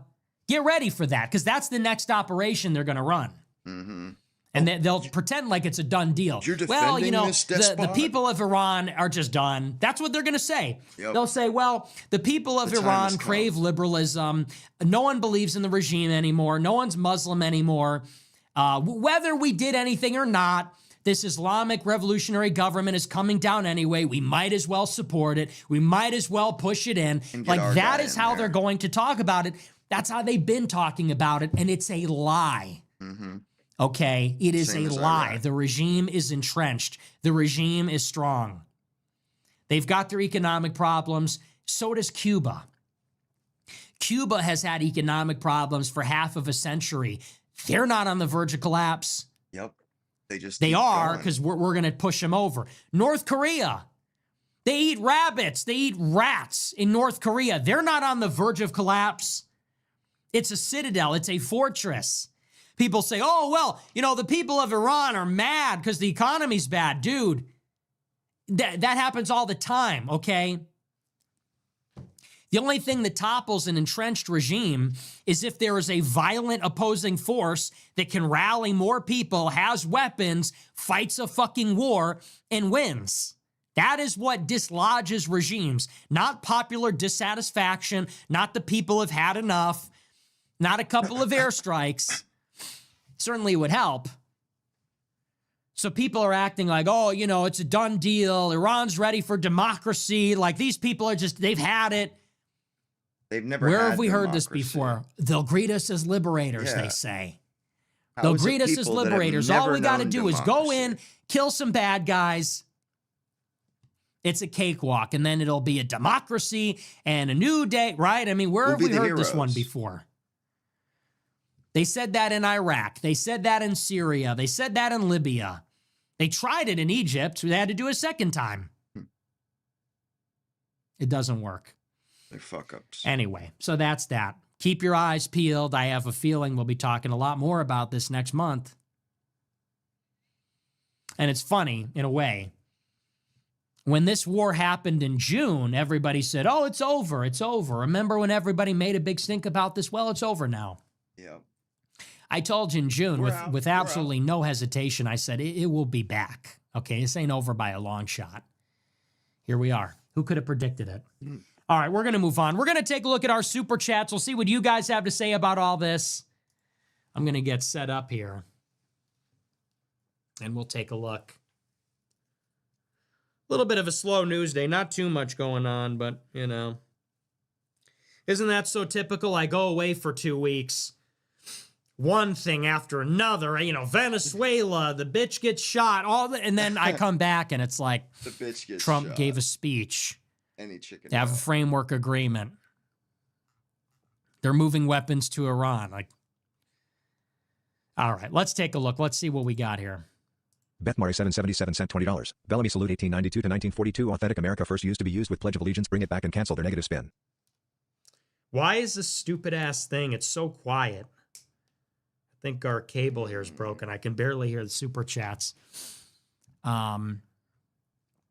Shut up. No offense, Beth. I shouldn't say it says Beth Marie. If you're a girl, I apologize. No, we don't need to rehabilitate salutes and things like that. People are so caught up in like, we need to LARP like it's the 1900s. No, that's really less important than doing something real. Steer Zero Foamy sent $25. There we go. Vivek is more vulnerable in the primary than the general. Open primary. So if turnout is high, Vivek loses. His op, Casey Push was on with Benny plus Basil and Valiant Charter. He seems real. May 5th. Yeah, I don't know. I looked at the polling. I support Casey Push, but I don't think he can win. And I think that here's the problem. If we put all our resources behind a primary candidate that can't win and he loses, then people are going to say, all right, well, now you got to support Vivek. Or worse, we support Casey Push, he wins, and then he loses in the general, and then we look like assholes. Golly. So honestly, I think the best case scenario is that Vivek wins the primary and then loses the general. And then we could say, okay, well, we did it your way. Your guy won the primary and he lost. And I think we need to just actually punish the GOP. I think Vivek needs to lose in the general. So my mind is, I'm not going to intervene in the primary. I'm going to intervene in the general. If Casey Push can pull it off, I wish him luck. God bless. But Vivek has endorsements from everybody, from Trump, from Vance, from everybody up and down. I think he's got it. He's got money. I think Vivek is almost a shoo-in for the primary. We got to get involved in the general and say, stay home. The GOP needs to learn a valuable lesson, which is you endorse and you nominate anchor babies that insult American citizens, you're going to lose. We're going to take the state from you. And that'll hurt Republicans, and I hope it does. Fuck them. Or how about this? It's a fucking white nation, and we refuse to be ruled by other people, by foreigners that have their own, they have little foreign enclaves here, their own little foreign community that they can fucking privilege and prefer. No, fuck that. This is a white country with a small black population. Those are the only two fucking peoples that we're going to be ruled by. And not the black people very often. They have their own representatives. I'm not being ruled by some fucking Indian guy who's going to tell me what it means to be an American. No fucking way.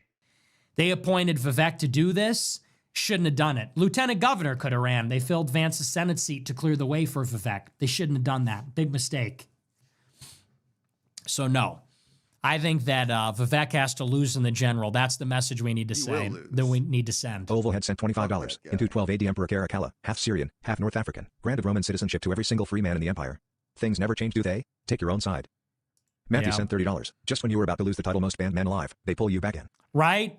Just when you think it's over, just when you think everything's normal, no one can edgelord anymore, no one's getting canceled, it starts up again. Chad Bronco sent $25. Yo, Nick, I am a junior in HS 20 miles NW of you and lots of guys listen to AF. God, I disagree about your take on Mexicans. Our village is surrounded by shitholes that Mexicans have ruined. Blacks have ruined the city, but Jeets and mostly beans have ruined everything else. We hate playing against their schools. Get AF. Well, what's the take that you disagree with? Yeah, I don't support Chicago becoming a Mexican city, by the way. And I think we should deport all illegals. So I don't know. What is the part that you disagree with, pal? Chad Bronco sent $25. The Mexicans protested ICE in the village near me and even lobbied for the city council meetings to be in Spanish only, LOL. They basically have the same test scores as blacks and bitch about it being because of racism, and now we have to tolerate a bunch of gay-ass rationale for why test scores are dropping. Deport them all. Yeah, I'm in favor of mass deportation, so I don't know what you disagree with. Brian sent $25. A YouTuber named Luhan mentioned you in a recent video. She has 500k plus followers. Also in contention for the baddest grower pet. I saw that.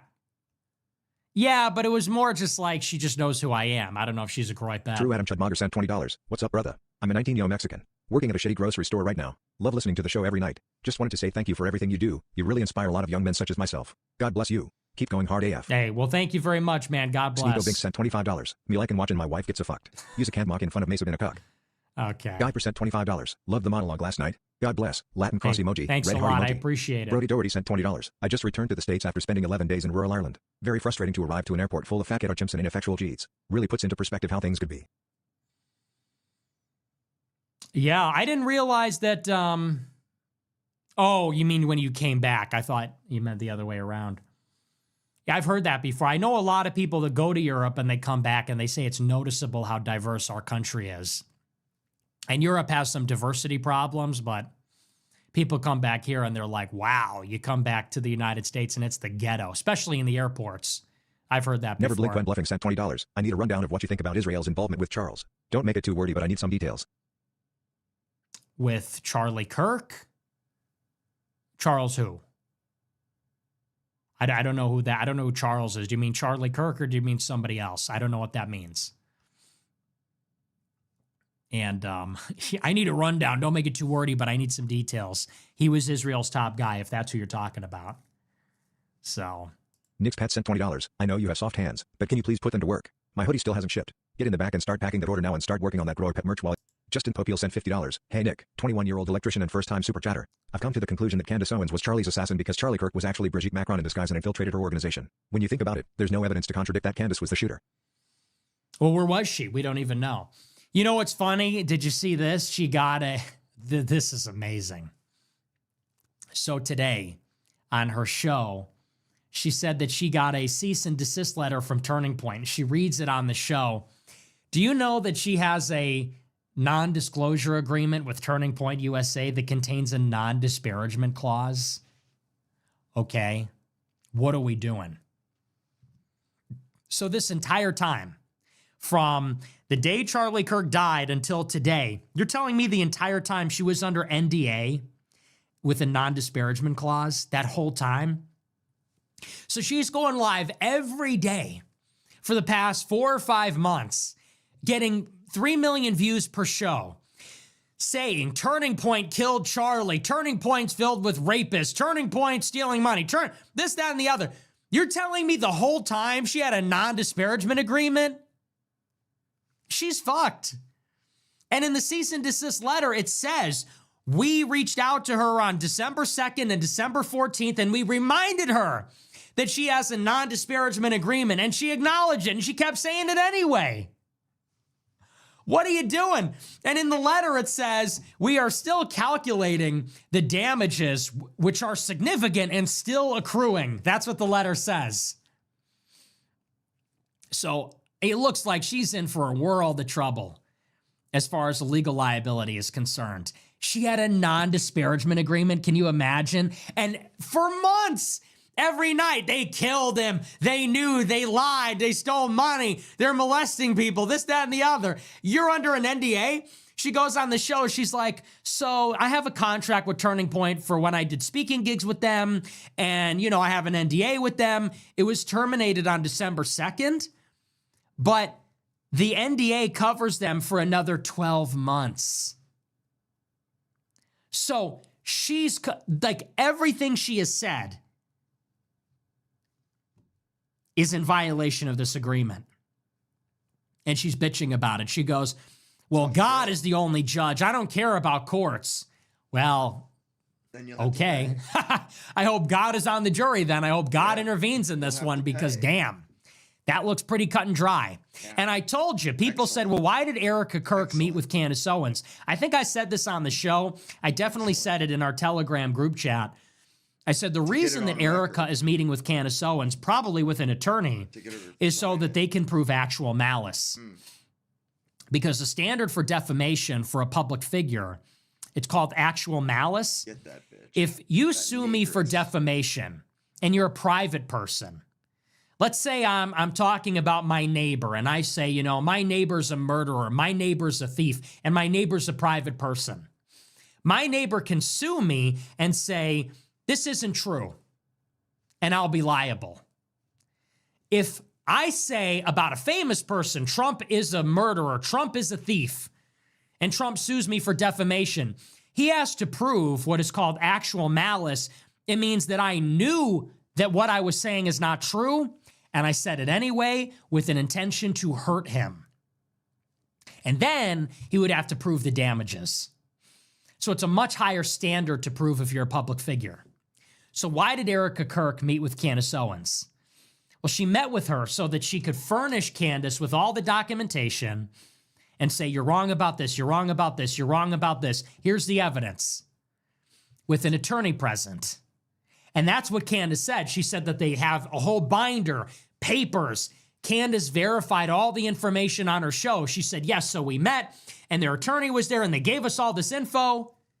Why did Erica do this? To set her up for future litigation, so that when Candace comes back and starts lying about Turning Point again, they can say, well, she knew. How do we know she knew and when she knew it? Because we told her. How do we know that Candace knows she's lying? Because we gave her the receipts in person, and she acknowledged that she saw them, and she said it anyway. And so that's why Turning Point says, we told her about her non-disparagement on December 2nd. We told her about it on the 14th. We had a meeting with her. She's in contact with Turning Point if she has any questions. So we did our due diligence. And yet, she lied anyway. The cease and desist letter is part of this. The cease and desist letter is building their case, saying, all right, now stop. We told you once, we told you twice, we're telling you a third time. You can't talk about this anymore. This non-disparagement clause is active. You're in breach of it. We're calculating the damages. Probably going to sue her anyway, but now they want her to be quiet. So it'll be very interesting. Does she ever talk about Turning Point again? I'd be very interested to see. Because if she comes back tomorrow, Friday, Monday, and she don't talk about Turning Point, then it's clear she's shitting her pants, because this C&D, I mean, that's a tune-up. She knows what's coming. So if you saw the show, it's like, wow, that's totally insane. How does anybody let her do that? Does she have a lawyer? Her lawyer's just got to be, what's this guy doing? She's out there every day attacking Turning Point, like basically committing defamation as such every day for months. She's under this agreement, and the lawyer never speaks up and says, you really shouldn't be doing this. And she's deputizing her followers to do it too. So there's just no limit to it. So anyway, yeah, I don't know if you saw the latest development. It's even worse than you think. Nava sent $50. Forced conscription, forced conception. The feminist idea of consent needs to be debated for the America. White women are a big reason for white replacement. Enforce a birth rate like draft for non-pregnant white women. Oh, yeah, that'll catch on. That's a great idea. RWB1SD sent $20. Have you ever watched Mark Dice? I have followed him on and off for several years, and he seems to be level-headed. Longtime friend of Alex Jones and Israel critic. He was my Red Pill awakening before you. Yeah, I know of him. I don't really watch his show, but yeah, I know of him. He's very patriotic. Zach Third sent $20. Hey Nick, I'm new to the Groyper community and I'm a massive fan. Recently I bought a Wang shirt. Should I wear it to my gym? I don't know. Depends on how big you are and what your situation is. If you're afraid of getting canceled, I wouldn't. Cartoon style individual sent $500. Been a fan since 2017. My firm, High Finance, allows me to transfer to our London office, 2 years max, to learn the Euro markets. Is it wise to leave the US now, or will things get turbulent near term? Why don't you ask your people at your firm? Why are you asking me for financial? I'm not a financial expert. That's a totally different field, okay? Geopolitics, politics, that's a whole different animal. I'm not a financial analyst. I don't look at financial markets every day. I don't use financial instruments. You're asking the wrong guy. Appreciate the huge super chat, and I appreciate the support. I wish I could help you, but my firm wants us to learn the European markets. Are you talking about, maybe you're talking more about safety? Honestly, I don't think you have too much to worry about. I think you'll be okay. I'm not worried imminently about a full-fledged civil disorder. I think that people like me got to be worried, and people that are very political have to be worried.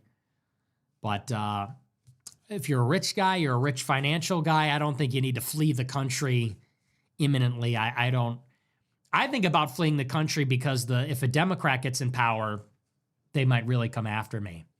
If you're a civilian, I don't think it's going to get that bad. So I think you'll be okay. But I appreciate I thought you meant like financially. I don't know about financially, but in terms of your personal safety, if you're really worried, I would say just move out into the hills. If you're really that worried, go move to Idaho or something. I don't know. But I wouldn't worry that much. Hello sent $20. Heard you liked Star Wars in a previous episode. If you had no knowledge of the outcome of the Clone Wars, who would you line with? The Sis or the Republic? I don't know, man. It's not real. You know, it's science fiction. I heard you like Star Wars in a previous episode. If you were in the galaxy far, far away, would you align with the droids?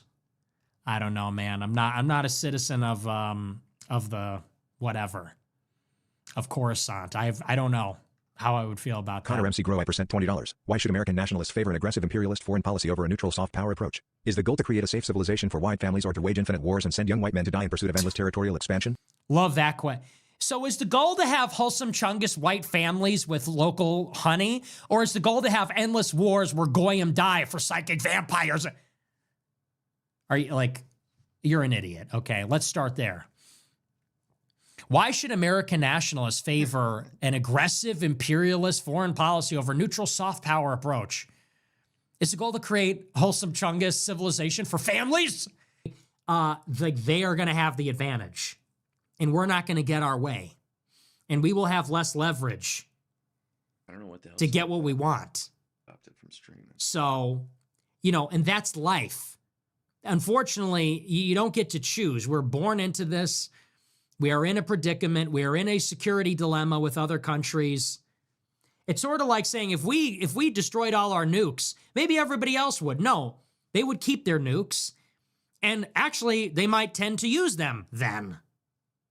We get rid of our nukes, make ourselves defenseless. We have a giant conventional army where they say, oh, America's chill now. No, they'd probably annihilate us. And they'd say, phew, now we're safe. So that's just idiotic. If you want to have, and this whole thing about, it's about safe white families. Yeah, okay, no, dumb fuck. Everybody wants safety. Everybody wants prosperity that allows people to have families. The question is how you achieve it, you fucking idiot. And identifying prosperity and safety with an isolationist foreign policy, that's just a mistake. You know? It's a question. How do we achieve prosperity and safety? Is it with isolationism or is it with intervention? And that's actually a question that you have to solve. It's not easy to say, well, if we just stop terrorizing the world, then, you know, we would be rich and safe. Well, that's actually a foregone conclusion. It's not a foregone conclusion that that would be the case.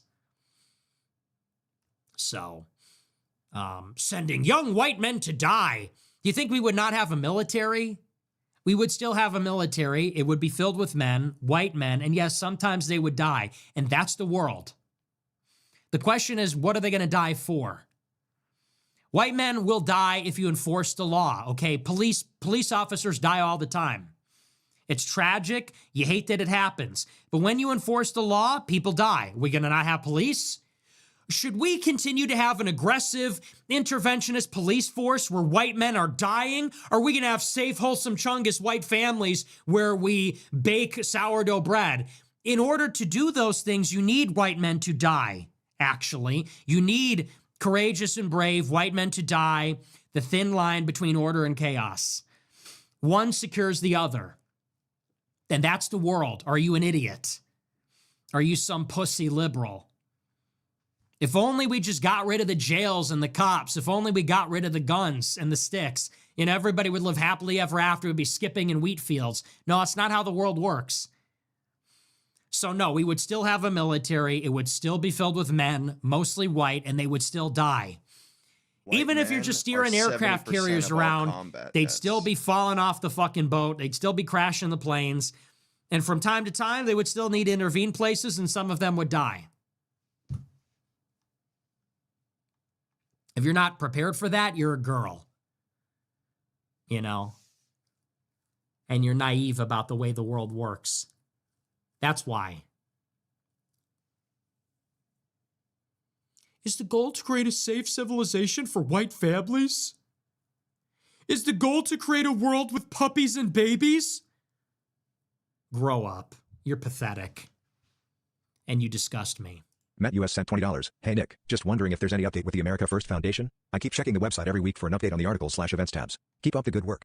When there's an update, I will update you. Femboy Lover 69 sent $100. What up, Big Dick Nick? Love your show. It's a shame us in Australia may not be able to watch it for much longer with the new hate speech and the last social media ban. You've been a good watch. Thank you for the big super chat. Yeah, it's crazy, huh? It's a shame. It's almost like dressing up like Nazis accelerated that. And, you know, it's almost like if you go around with a sign that says deport niggers, not guns, and you go around beating people up in all black and screaming slurs and intimidating everybody, it's almost like it actually creates the opposite of the intended effect. So I'm sorry that happened, but you know, you would have more of a leg to stand on if you guys were plainclothes, clean-cut Australian nationalists. If you just wave the flag and you just look the part, it'd be a lot harder for them to do stuff like that. Just saying. Marcos 321 Whelan sent $20. Nick, just want to say thanks, man. Been watching you a lot the last year. You really turned me to Christianity and got me into politics. My auntie passed away last night. Christianity has really helped me. Latin cross emoji. I'm sorry to hear about your aunt, but glad to hear that you're leaning on Christianity. PJ sent $40. Just bought 2 Epstein quarter zips. One for me and one for Harry Sisson. Well, they're USA quarter zips, but I think I see where you're coming from. Thank you very much, though. I appreciate Jar it. Jar Binks sent $20. You're the last real nigga left. It seems like it. OG Groy per Fire Jeff sent $20. Lean as law is twink propaganda to convince men that being small with less muscle is somehow superior to growing larger and being powerful. Obvious shouldn't be a chubby fat slob, but it's total cope for those stuck being little and never moving any real weight. Mass is mandatory. In 2026 we must ascend like the penguin. No, lean. Mass is a cope. Because if you want to fight, you need to be lean. In a real fight, when you look at the UFC fighters, they're lean. Boxers are lean. UFC fighters are lean. If you really want to be a weapon, look at CIA agents. Are CIA agents bodybuilders? Or are they lean and mean? They're lean. Lean is the law. Because if you're in a war, if you're in a fight, you need endurance. You need endurance. You need stamina. You need to be able to jump rope, run a mile. You need that stamina. You need the speed. You actually... if you need to know how to fight, you want to be lean. So no, I disagree. That's a cope. That's a cope for people that feel powerless. And you said it in the lead there. You said we need to grow larger and more powerful. That's a cope because you feel powerless and you think that by getting bigger, you're becoming powerful. That's just cosmetic. That just makes you, that's just hypertrophy. You know, there's a lot of guys that build these big muscles and they're not even really all that strong and they can't fight. They get gassed after 2 minutes. They don't even have martial arts training and they're not as strong as some of these other guys with a sleeper build. That's because for them, it's all just... Or guys that actually work for a living. Like I'm a tree climber. I'll whip the shit out of anybody that they could work out 8 hours a day. You cannot recreate real work in a gym. It's all for the aesthetics. It's water weight. They want to look in the mirror and see a giant person and say, yeah, try and push me around.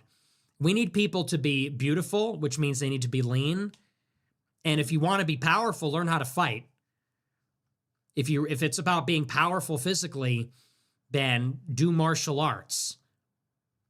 Welcome, Drew. That's my advice. So no, that's the opposite. This is just like an unresolved psychological issue. We need to be big. We need to be powerful. We need to be massive. No, you just feel small.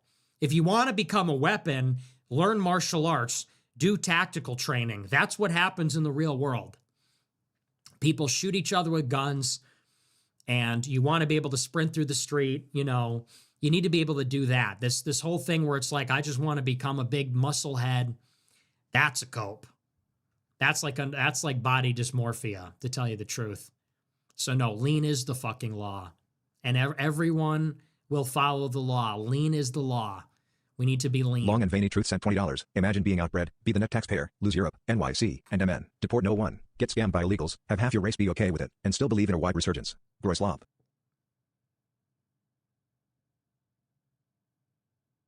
What's your point, asshole? Where is this coming from? Is this a Jew or is this a Pakistan?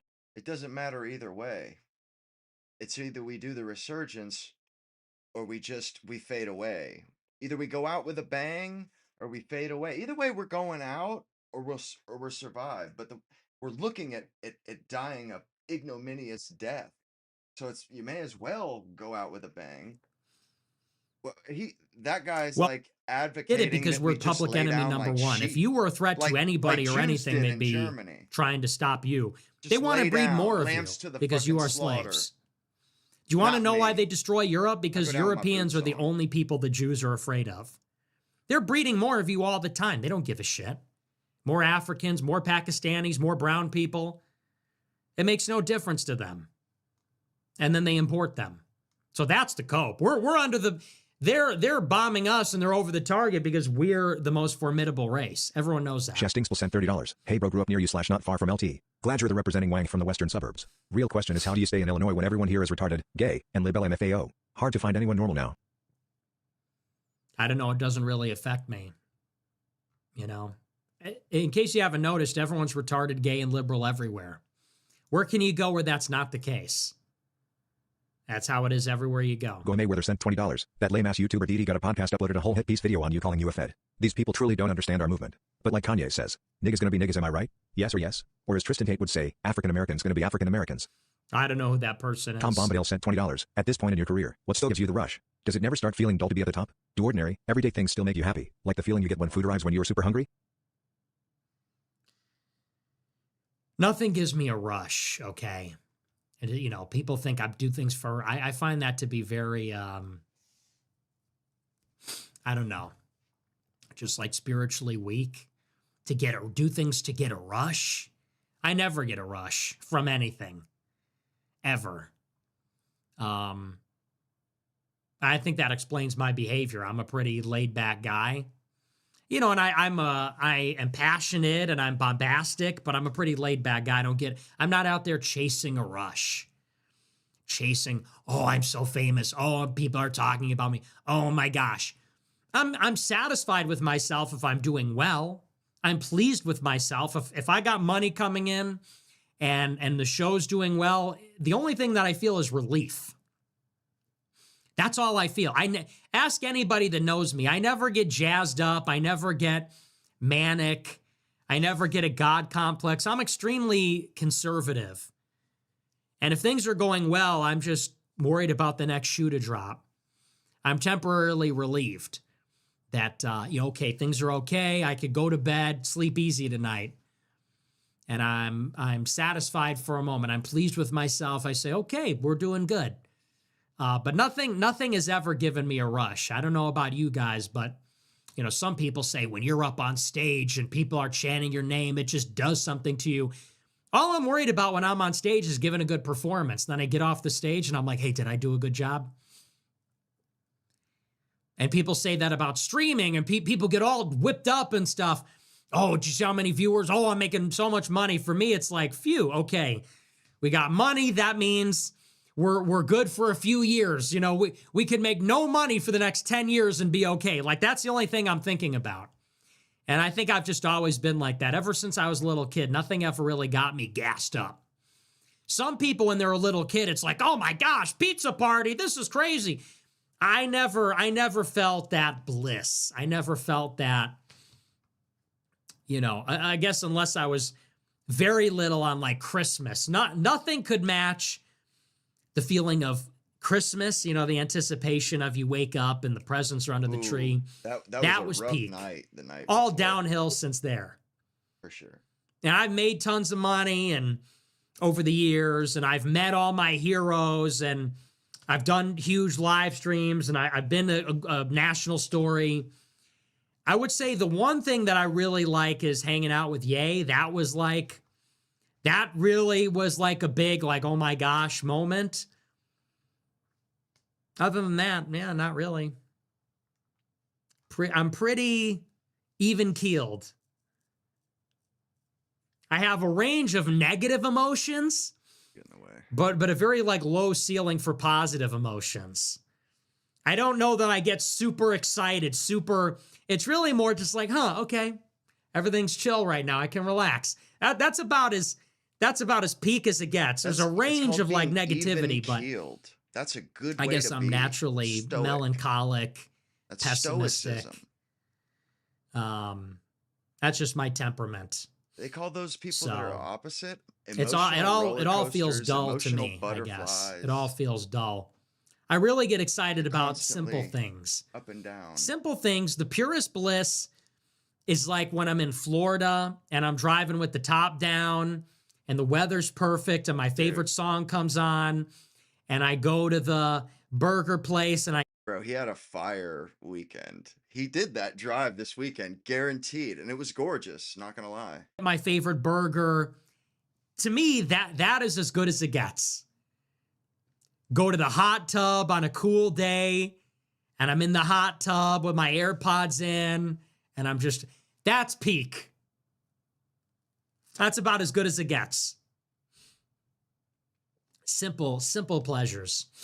Some people, because you know what I found is that I've achieved a lot of what I wanted out of my life. A lot of excitement. I live an interesting life. It's an exciting life. But what I found is that it's all the same. You chase these things in your life. You dream about things in your life. You experience the ups and the downs. The downs are not deadly, unless it's like you're a drug addict or you're involved with organized crime. The downs are not ultimately that bad unless you really fuck up, unless you get in trouble with the law, like I said, like really bad stuff. And the peaks are not, they don't really do it for you. You achieve what you want and then you realize you wake up the next day in a bed. You achieve everything you ever wanted. You know, you meet your hero, you make $1 million, you become one of the most famous people, you're at the top of your field, you get the interview, whatever. And you know what happens? You get in your car, you drive home, you get undressed, you jump in bed, you fall asleep. Next day. You wake up the next day. Set new goals. Check your phone, brush your teeth, eat your breakfast. It's just another day. Just another day. And you got the same problems, you know? The same list of problems. You know, you got a family member that's got an issue. Oh, you know, you got a disgruntled somebody causing problems for you. Oh, you got, you know, you got to do chores. You got to pay this, they do this, whatever. It's all just life. It's all monotonous. It's all repetitive. It's all menial. It's all dull. And this is why people are always chasing novelty. They want to get a change of scenery. They want a mind-altering drug. They want a romance. They want a fling. They want a whatever. They think that's going to get them to feel happy. But, you know, you do these things and then you're just back. People talk about travel. It's like you're a miserable piece of shit. You're going to go over there and you'll be a miserable piece of shit over there. You know? Just a matter of time. So, anyway, that's just some advice for young people and people in general. I'm a big believer in acceptance. You should work hard. You should fight every day for what's right. You should have goals and be ambitious and fight for your seat at the table and stick up for yourself. I believe in all of that. I also believe in an inner peace, which is just acceptance about we're not in control. Life is what it is. None of it is ours. You can't hang on to any of it. And if you can really just enjoy today, then you're good. You know, whatever your station, wherever you are in the journey, if you can take a deep breath and step outside and just enjoy what life is, then you'll be okay. Even if you're miserable. But it's these other people that have these expectations. I feel like that's when you get into trouble. That's when people start to, you know, there's this dissonance about, you know, what they think things should be like or whatever. Life is pretty predictable. And the things that are unpredictable kind of fit into a familiar list of things that are fairly predictable. You grow up, you get a job, you get sick, people you love die, you die. That's it. And then everyone forget, no one gives a shit about you, and you die and people forget about you, and that's life. And people think, you know, there's all this pomp and people convincing themselves of the significance of things And, time destroys it all. Charles Entertainment Kirk sent $20 on the Epstein thing. It's usually only a small yet vocal minority of older women and younger men that have a problem with age gap. Glaringly obvious that it's because women outgrow their social and romantic capital as they age, body count, weight, baggage, while men usually gain social and financial capital as they age. Well, and, it's such a controversial subject. Women can't talk about it.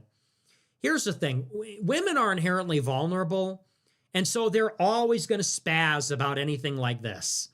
Women are always going to spaz about rape. Women are always going to spaz about pedophilia. Women are going to spaz about all this stuff. And what I mean by that is you cannot have a rational conversation. And the reason being is because women are vulnerable and they live in fear of being killed by men or being raped by men.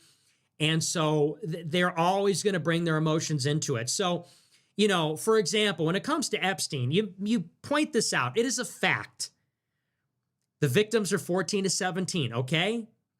And I'm not defending it. I'm not justifying it. I'm saying that that does not fit into the category of pedophilia, like strictly speaking, and the laws reflect that. Don't take it up with me. That's the facts. The victims are in that age cohort. And if you look at the dictionary definition of the word, that's not pedophilia. Now, that doesn't mean it's not wrong. It doesn't mean it's okay. It's still predatory. You're still preying on the innocent. It's still wicked. It's still a millstone level offense. Like people said you're defending it. I'm not defending it. I'm saying let's categorize it so that we can understand what is happening here. He's trafficking underage girls that are teenagers because the purpose is blackmail. Okay, the purpose is not let's be as sick and transgressive as possible. The purpose is let's groom these younger girls, and when they're 16 or 17, when they're barely illegal, we're going to put them in a situation to compromise powerful people. That's what he got charged with. That's what the charging documents say. When he was charged initially, those are the victims, and those were the charges. Procuring minors for trafficking to get blackmail, okay? We're trying to achieve understanding. A woman will never be able to have this conversation because a woman looks at any young girl, even if she's 19 or 20 or 21, and she'll say, that's a vulnerable girl. That's a child. And you go, no, it's not. No, sorry. 19's not a child. 20's not a child. 17's really not a child, strictly speaking. But they can't handle it because for them it is personal. And because it's personal, it makes them emotional. Because they're a young girl, and many young women, it's hard to be a young girl. I empathize deeply, actually. I empathize totally. And men need to, I feel this way about Jews. I feel this way about women. I can't empathize. And I see your side, which is that, women do live in constant fear. And many young girls don't want to speak up. And, they're worried about dating. They're worried about being alone with men because men are more powerful. And women get scared easily. They don't stick up for themselves. I get that. And I get why women get charged up, and that's why they freak out. But you know what? That's why a woman's testimony counts for a fraction of a man's in court, because women are not rational. And we can be empathetic and we can understand why they feel the way that they feel, but we have to be logical. And we can't be emotional about these topics. We have to be we have to go where the truth is, like this and every other subject. And it's no coincidence that the fertility crisis coincides with deferring childbirth. And why do you think people are deferring childbirth? Because of modernity, because of feminism, because of attitudes about sex, because of the Industrial Revolution. And all of this goes hand in hand with pushing that age back further and further. It is what it is. So, I think in an ideal world, men and women are getting married in their teens. I think it's crazy that men and women are waiting until they're 28 to get married. And I know that's hypocritical because I'm 27 and I'm not married, but I live in this world and I'm in a particular set of circumstances. But that's the age when men and women are sexually active and fertile. And I think that's when you start building a marriage. So I don't think that's crazy that you have like a 21-year-old guy with a job and who's established marries a younger girl who's 17. I don't think that's insane.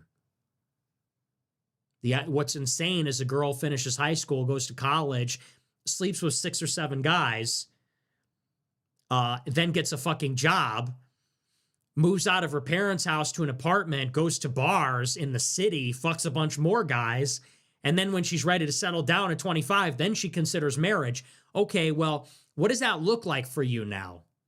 You're 25, you're past your prime in fertility, in looks, you're used goods. Now, what are your prospects? A 25-year-old and above man? Well, what man who's got money and status at the age of 28 is going to want to marry some used up 25-year-old, mid-20s girl? No, a 28-year-old guy is going to want to go for a younger girl with a lower body count and who has not been weathered by time. And so these women are in a trap. Okay, now you're 25, now you're 26, now you're 27, now you're 28, now you're 30, now you're 35. And it just gets worse. And then what happens? A desperate guy and a desperate girl get married at age 30. They have 1 kid. And they're both cynical. The guy's been in 100 relationships. The girl's been in 100 relationships. They've done it so many times. They've been through the process, initiating and falling in love and, building a life and then breaking apart. And then and they get cynical, set in their ways and cynical. And then it's just not the same. And then that's why they get divorced. You're not ready for that. People are not ready for that. People want to bitch and moan about rape, pervert, pedophile, but it's always women with the shame stuff. And it starts with men saying like, shut up, shut the fuck up. We need to rebuild society, and it starts with rebuilding the men and the women, and we got to change those attitudes. No, it's ridiculous. It's ridiculous. Women being in school until they're 22, and then what do? Okay, you've been to school your whole life. What are you going to do? You're going to be a stay-at-home mom? No one thinks that makes sense. They got to get a job just so they could say it wasn't all a waste of time. Tell me I'm wrong. Tell me I'm wrong. The women are being pushed into college for 4 more years of education. It's exorbitantly expensive. They get out at 22. And then what are they going to do? Be a stay-at-home mom? They can't. They say, look, I got my paper. It's all been leading to me getting a job in the city. And then that's what they do. And they got to, just to go through the motion, they got to LARP as a working woman for a few years at least. And then they're going to settle down. Okay, well, now you're in your late 20s. Is that a child? When is it not a child? When they're fucking 50? When they hit menopause? I mean, come on. So, but women are so touchy about it because they're a vulnerable population. So that's why they can never handle an adult conversation about rape, about, teenage marriage, that kind of thing. And once you understand that, you realize, well, what is Epstein doing? Like, is the crime that he is attracted to something that you should absolutely under no circumstances be attracted to? No, categorically not. Sorry, 17-year-old girls are attractive. Hate to break it to you. 14, if you're 60 and it's a 14-year-old, that's pushing it, obviously. That's sick. But 17, you're kind of over that hump at that point. And it's a little creepy. You might have, it's distasteful if it's a huge age gap like that, I think. But the problem is that they're doing it, they're preying on young girls because they're vulnerable. That's the problem. They're preying on young girls because they're the most vulnerable. And they're trafficking them so that they could get blackmail. And that's what is going on there. Anyway, I know a lot of people disagree. You're wrong. I know a lot of people, they call me names. Fuck you. You're wrong. And people think they're going to shame me. Well, you're this, you're that, you're the other. Sorry, that's not an argument. You're calling me a name. Go fuck yourself and kill yourself. I didn't get into this show because I'm going to listen to some emotional idiot NPCs that can't critically think about issues. If I did that, I would have never talked about Jews. So you can go and cry about it with the girls. You can go and bring your tampons, and you can go and bring your pussy hat, and you could go cry about, every guy's a pervert. Okay. Everyone's a pervert. Everyone is a rapist, whatever. Lil Wade sent $20. Yo, Joel Webbin's Patreon account getting removed only a week and a half after he put y'all's interview on there is ridiculous. They literally run everything. Yeah, I feel like it's just not a surprise. Endangered to Romanian sent anybody. $20 regarding Tate's apology. Everybody's acting tough about free speech and Hitler. Yet, how about this? Romania's been run by Jews since 47, imprisoned our elites, and recently passed in December Law Vexler number 241, where any anti-Semitic deemed content gets you 3 years minimum behind bars. God bless you in the land of the free. Well, I don't know anything about Romania, but if that's true, hey, all the more reason. Tate's really in a bad situation. Woogly Woogly sent $20. Palmer Lucky, if you can hear me, put the manga down and invent us some nuclear icebreakers instead of some Beyblade drone used to decapitate a dozen Palestinian children. A nuclear icebreaker, yeah. Driving around. Well, if this shit works, I hear they're having some real trouble, and I like Palmer Lucky. I like him. He seems like a smart guy, but I hear Anduril, people are saying in the Pentagon it doesn't work. Driving around sent $27. All my wangs repping the quarter zips on the slopes this year. Epstein Island? Nah, Epstein Mountain nigga. You skiing? Hell yeah. We're bringing our Epstein quarter zips to get the Arch Burger when it hits McDonald's. Acid Whiskey sent $30. Gray suit is the best of your suit colors. Really enjoying the collabs archive. White supremacy ruined my life. Smiley face emoji. Hey, thanks, man. American Appreciate exceptionalism it. sent $21. Nick, did you see that James Hamill impregnated his wife for a fourth time? Yeah, it's crazy. Admin sent $20. PBD says he's not bought cause he doesn't take ad money and had you and BB both on. He doesn't have to be bought with money but with other value like biz deals and networking for his consulting agency. He blew BB in that interview yet pushed you on jury. Value exchange isn't only monetary. Can't wait for the EP where you rip PBD. Well, we kind of did that Main tonight. Bro Convert sent $100. Another strong contender for baddest Groip is Aubrey Corrigan. Young, white, aggressively/unapologetically Catholic. Seems like she'd have that playfully contentious energy you're looking for. Okay, you're making it sound weird. Thank you for the big super chat. I don't know who that is. I've never heard of her. Stop helping me, please. You're like vetting. These idiots are vetting. Hey, she'd be great for you. She has that playfully contentious energy you're looking for. You're really souring me on the whole thing. Okay. I don't even know if I want to say this. This might be too real. I don't even know if I want to go there. I'm already in all this controversy. Everybody's attacking me. Everybody's calling me out. Everyone's calling me a hypocrite. All this kind of stuff. I don't even know if I want to say this. So maybe I'm just not going to. Maybe I just won't. Maybe it's, you know what? We're already in enough controversy. But I appreciate the big super chat. I fuck you raw after wine tasting, but that's just me. Harry Sisson Snapchat even. That is such an L Riz. That is L Riz. But that's just me. Dude, imagine thinking that's a good line. He should have just left it at I'd fuck you raw. First of all, after wine tasting, ugh. I'd fuck you raw after wine tasting. I'd fuck you raw after pickleball. And then, but that's just me. I did a thing. But that's just me. I don't know who needs to hear this, but that's just me. So I did a thing. Daily reminder, like that's one of those millennial chungusisms. Oh, I'd fuck you so hard after wine tasting, but that's just me. Jeez, oh man, that's a rough New one. Lawyer 99 cent $100. Finally got my merch, and I can bitch about 2 to 4 week wait, but this shit is top-notch quality. Can't even lie. Bro, this anti-Semitism shit is driving me crazy. Holocaust Museum? That's crazy. It's totally insane. Thank you for the big super chat. I'm glad you got your merch and you like it. Yeah, everybody's crying about it all the time. People are saying, Nick, say it. Okay, here's what I was going to say. Come on now. Okay, I'm not going to say it because everyone's going to attack me for it. I'm too real. Sometimes I wish I was less famous because when you get to be really famous, like you can't say anything because every time you say anything, you have this like choir of cocksuckers that just go, did he just say what I can't believe he just said that. Nick just said that. And they all want to use it to make you look bad and take a shit on you. Perfect. And you go, man, wow, this country sucks. You can't say anything without the biggest dick riders in the world. Yo, these Jews. Get a fucking life. Problem. You get the chorus of dick riders that come out and they're like, maybe you said dick. Yeah. And it's like, can a nigga think? Can a nigga say shit? They think they can sacrifice Sometimes we have our to just start rights. speaking our mind and saying what's in our heart. Here's what I was going to say, okay? I'll tell you what I was going to say. I kind of want to marry an OnlyFans girl. Shut the fuck up. Okay?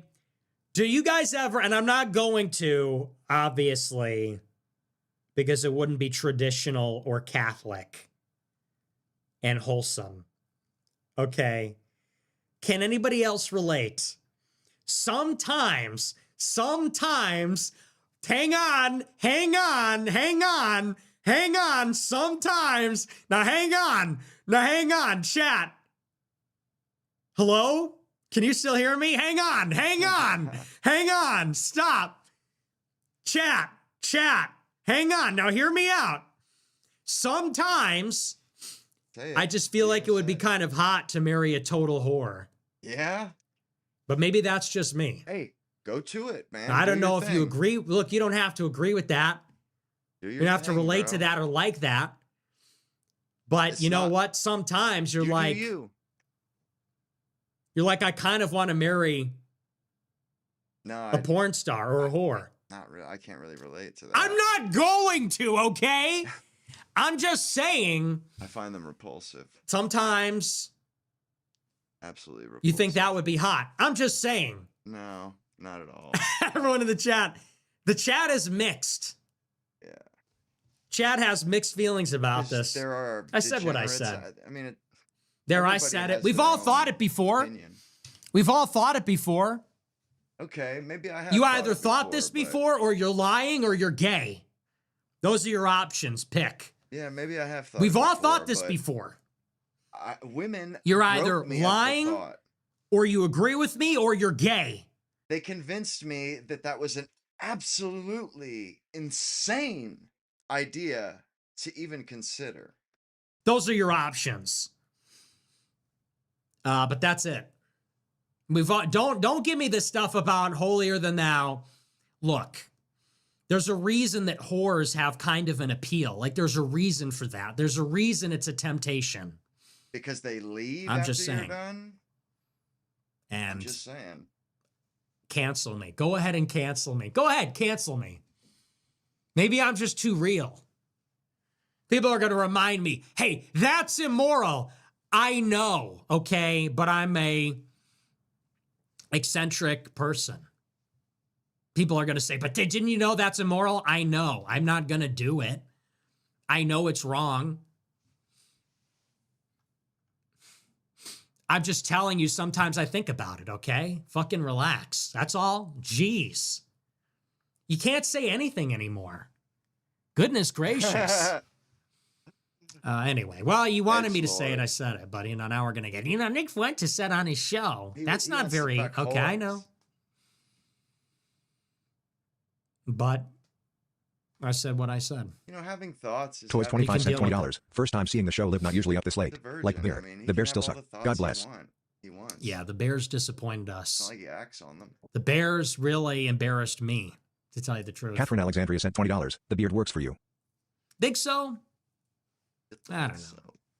I like it, but the chat says to shave it. I don't know. I'm thinking maybe I'll make it a goatee. Maybe I'll trim the sides down a lot and I'll keep this goatee. What do you think of that? Because it's not as thick on the side. And so it makes it look like I just have stubble. And it's red, so it's kind of light. It's not very dark. So I think about maybe bringing down the sides and keeping the goatee where it's a little fuller and thicker. That's my goal. GR0 had 7 cent $20. Last night I had a dream. The Obi-Wan. I need to do the Obi-Wan. GR0 had 7 cent $20. Last night I had a dream that I met you. Your aura was like rays of sunshine and it gave me a warm feeling inside. Thank you for everything you say. You are the best. Stay safe. Beating heart emoji. Okay, well, stop dreaming about me. Thank you, but please stop dreaming about Ruthless me. Zoomer sent $20. Adam Sosnick is suspicious. I'm gonna have to do a thread on him. In the meantime, check out my thread exposing Ian Carroll. Is he? I'll have to take a look. I don't know anything about him. Who's Getty sent $50. DJ Tika and his posse of Wall Kisser Miami fans at the big game last night. Hope they enjoyed the cup chair watching Catholic Fernando Mendoza run all over them. Hail to old IU. HH and the Club 07. That's crazy. The posse of Wall kisser Miami fans. That's crazy trash talk. Like usually the trash talk in college basketball is like, your point guard sucks, or I don't even know. I don't go. But like your wall kisser fans were in the cuck chair. Your wall kissing Jew fans enjoyed their cuck chair watching our Catholic whatever run all over them. That's crazy. Venezuelan American grower percent $33. I knew Patrick Bet David was in Israel shill when my buddies and I went to his election party, and outside the event were stationed 2 Israeli fighter jets with IDF soldiers. The boys and I got bored during it and started watching your stream. Real Wang moments. God bless the USA. Hell yeah, Wang half. Going Max Sing 69 cent $100. Hey Nick, why do you charge $100 per month for the Telegram group? I sent a month's membership just for this one message. Pretty elitist and Jewish of you to prey on Goyim like that. P.S. You should shave. Oh, thank you for the compliment. It was elitist and Jewish of me? What do you mean by that? Successful, upper crust, dominates the field. Thanks for the compliment. Look, the chat is for rich people. Just say you're broke. Just say you can't afford it. Okay? The chat is for rich people because that's your quality control. It's called economy. We could open up a group chat for $5 a month, and every numbskull with the $5 bill would be in there trolling, carrying on, being fucking annoying. You make it $100 a month, you get far fewer people, still hundreds of people in there, but you get fewer people. It's a selection bias. It's a filter. How much is it worth to you? If you can scrape together $100 to talk to me, you're worthy. If you can't scrape together $100, I don't know what to tell you. Get a paper route. I don't know what to tell you. Pretty elitist. You're right. It's called elite human capital. That's what we're looking for. Elite human capital. I am an elitist. We're not preying on anybody. We're telling people, look, this is the price. Many can afford it. More cannot. And that's sort of the point. You want the show? It's free. You want to talk to me? Well, you got to pony up. Communism, not conservatism, sent $21. Hey, even conservatism/nationalism does not work and is indisputably wrong. Unfortunately for us, we only have 2 right-wing parties currently. I love when people say, I love when people say that's my favorite Roy thing Therapy ever. sent $20. The mayor of Miami looks like the creepy blood-drinking version of Sid from the Ice Age movie. Okay. Competitively Opaque sent $20. Tim Pool mentioned him and I immediately thought of you killed a god, Rudyard. You just killed a god, Rudyard. I thought of that too. I was trying not to laugh. You just killed a god, Rudyard. Dragonborn 0x sent $20. Nick, love your suit tonight. Thank you for everything you do. Christ is king. Thanks. I appreciate Ruthless it. Zoomer sent $20. All my niggas Catholic. Nigga Hallelujah. All roads lead to Rome. And when in Rome, do as the Romans do. Okay. Whoosh. I love when people do that. They're like, what if we took the lyrics and made them Christian? Okay, that offends nobody. Defeats the whole purpose. You get all these like Christian, wholesome Chungus munches. You get these carpet munching, wholesome Chungus Christians. Whenever you say anything about Hitler, these beta males line up to say, hey, stop listening to these toxic influencers. Stop worshiping them. Worship Jesus. And like, listen, yes, I say the same. I'm not telling anyone to worship Right. me. I worship Jesus. I tell literally everyone saying to. the same shit. But that's just like a beta male cop-out. It is. It is. Whenever you do anything edgy, whenever you do anything toxic or iconoclastic, you get these carpet munching losers with It's like they're tone policing on behalf of the woman that has them cucked. their dry fit t-shirts and like their giant cross necklace and snapback baseball cap. And they go, stop worshiping influencers. It's only about, and that's just Get like, back to bro, the you're just scriptures. hiding behind the Bible. That's all you're doing. I saw that today on Instagram. You That's know, like there's a cowardly. picture of all of us in the club, and this douchebag is like, don't worship them, worship Jesus. It's like, bro, I worship Jesus. You're just mad that you weren't there. You're just mad because you have no clout, you're broke, you weren't there. That Other you're not men are inspiring doing like things in the him, you world. faggot. You're pressed about it. And you're gonna just moral fag and say, oh, well, well, here's how I can still. These guys, they're not inspiring and they don't want to be inspiring. And when somebody is inspiring, all they can do, because they're so beta and unfucking creative, all they can do is tone police somebody who is inspiring. I'm just going to stand on a moral high ground or something. It's so cringe. So, like when the Hitler song came out, I was like, yeah, Hitler's cool. And that's the Team Hitler quote. Some guy was like, I'm not on Team Hitler, I'm on Team Jesus. It's like, okay, so am I. We can't talk about anything else. But they mistake. It's like when Jack Posobiec is like, oh, it's Franco Friday. Dude, no one cares, though. You say Franco Friday, nobody cares because it's not edgy, because he didn't fight the Jews. Wow. So. Right, that's so lame. Oh, my nigga's Catholic. Heil Leo. People are going to go, oh. Yeah, it's not edgy, though. Where's the edge? Where's the... Add a little bit of spice. I could be your grandma, sent $25. Hey, mister, you could be my grandson. I'd like to know if the song was so awful. What was it doing in that club anyway? Well, we did request it, so... we did, like, insist that it was put on. They told us, oh, we can't find it anywhere. We're like, we'll help you. We said, play that song. We can't find it. Don't worry, we'll send it to you. So, like, we did insist that the song would be played collectively. Zobox sent $20. Book/author recommendations? Trying to broaden my knowledge, just don't know where to start.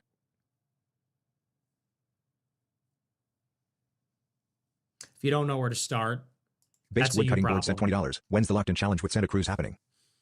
Locked In with Santa Cruz. Oh, man. I am a disciple of clavicular. Okay? I am a disciple of Braden Peters. I have made my choice. I have made my decision. I do not believe in the carnivore diet. I do not believe in lifestyle changes. Okay? I do not follow Santa Cruz. My allegiance is with Braden Peters. My allegiance is with clavicular. I do not believe in diet and exercise. I do not believe in the carnivore diet. I do not believe in healthy lifestyle alternatives. I think that is gay. I think that is cringe. I think that doesn't work. If that shit worked, then high-performance athletes would do that. If you were training for the Olympics, training for the NFL, training for the MLB, and you wanted to be the optimal athlete, you wanted an edge on your opponents, if that shit worked, you would get on the carnivore diet. If that shit worked, Lance Armstrong would be he'd be at the farmer's market getting raw milk. Lance Armstrong busted with a fridge full of raw milk, cooking up some delicious farm fresh pasture raised eggs that he got from his local farmer's market. No, but he didn't. But Lance Armstrong, one of the greatest athletes in the world, didn't get busted with raw milk and pasture-raised eggs. He got busted with steroids. Because steroids work. Because if you want to be the ultimate beast, you get on steroids and amphetamines. That's what you would do. When the Kyrgyzstanis send their terrorists to the Moscow Bolshoi Mall, they don't put them on the carnivore diet. They put them on amphetamines from Syria. That's the difference. Okay? When ISIS-K is ready to give their life against Russia's theater, they don't get amped up by eating local honey and organic ice cream. They're not Petey. They get on meth. So that's what I look at. That's what I look at. What's your model? If I'm Patrick Bet-David, what's your model for performance? Well, let's see. The highest performance fighters and athletes and everybody else, they just take drugs. They take hormones. They take steroids. They're not at the farmer's market. You're not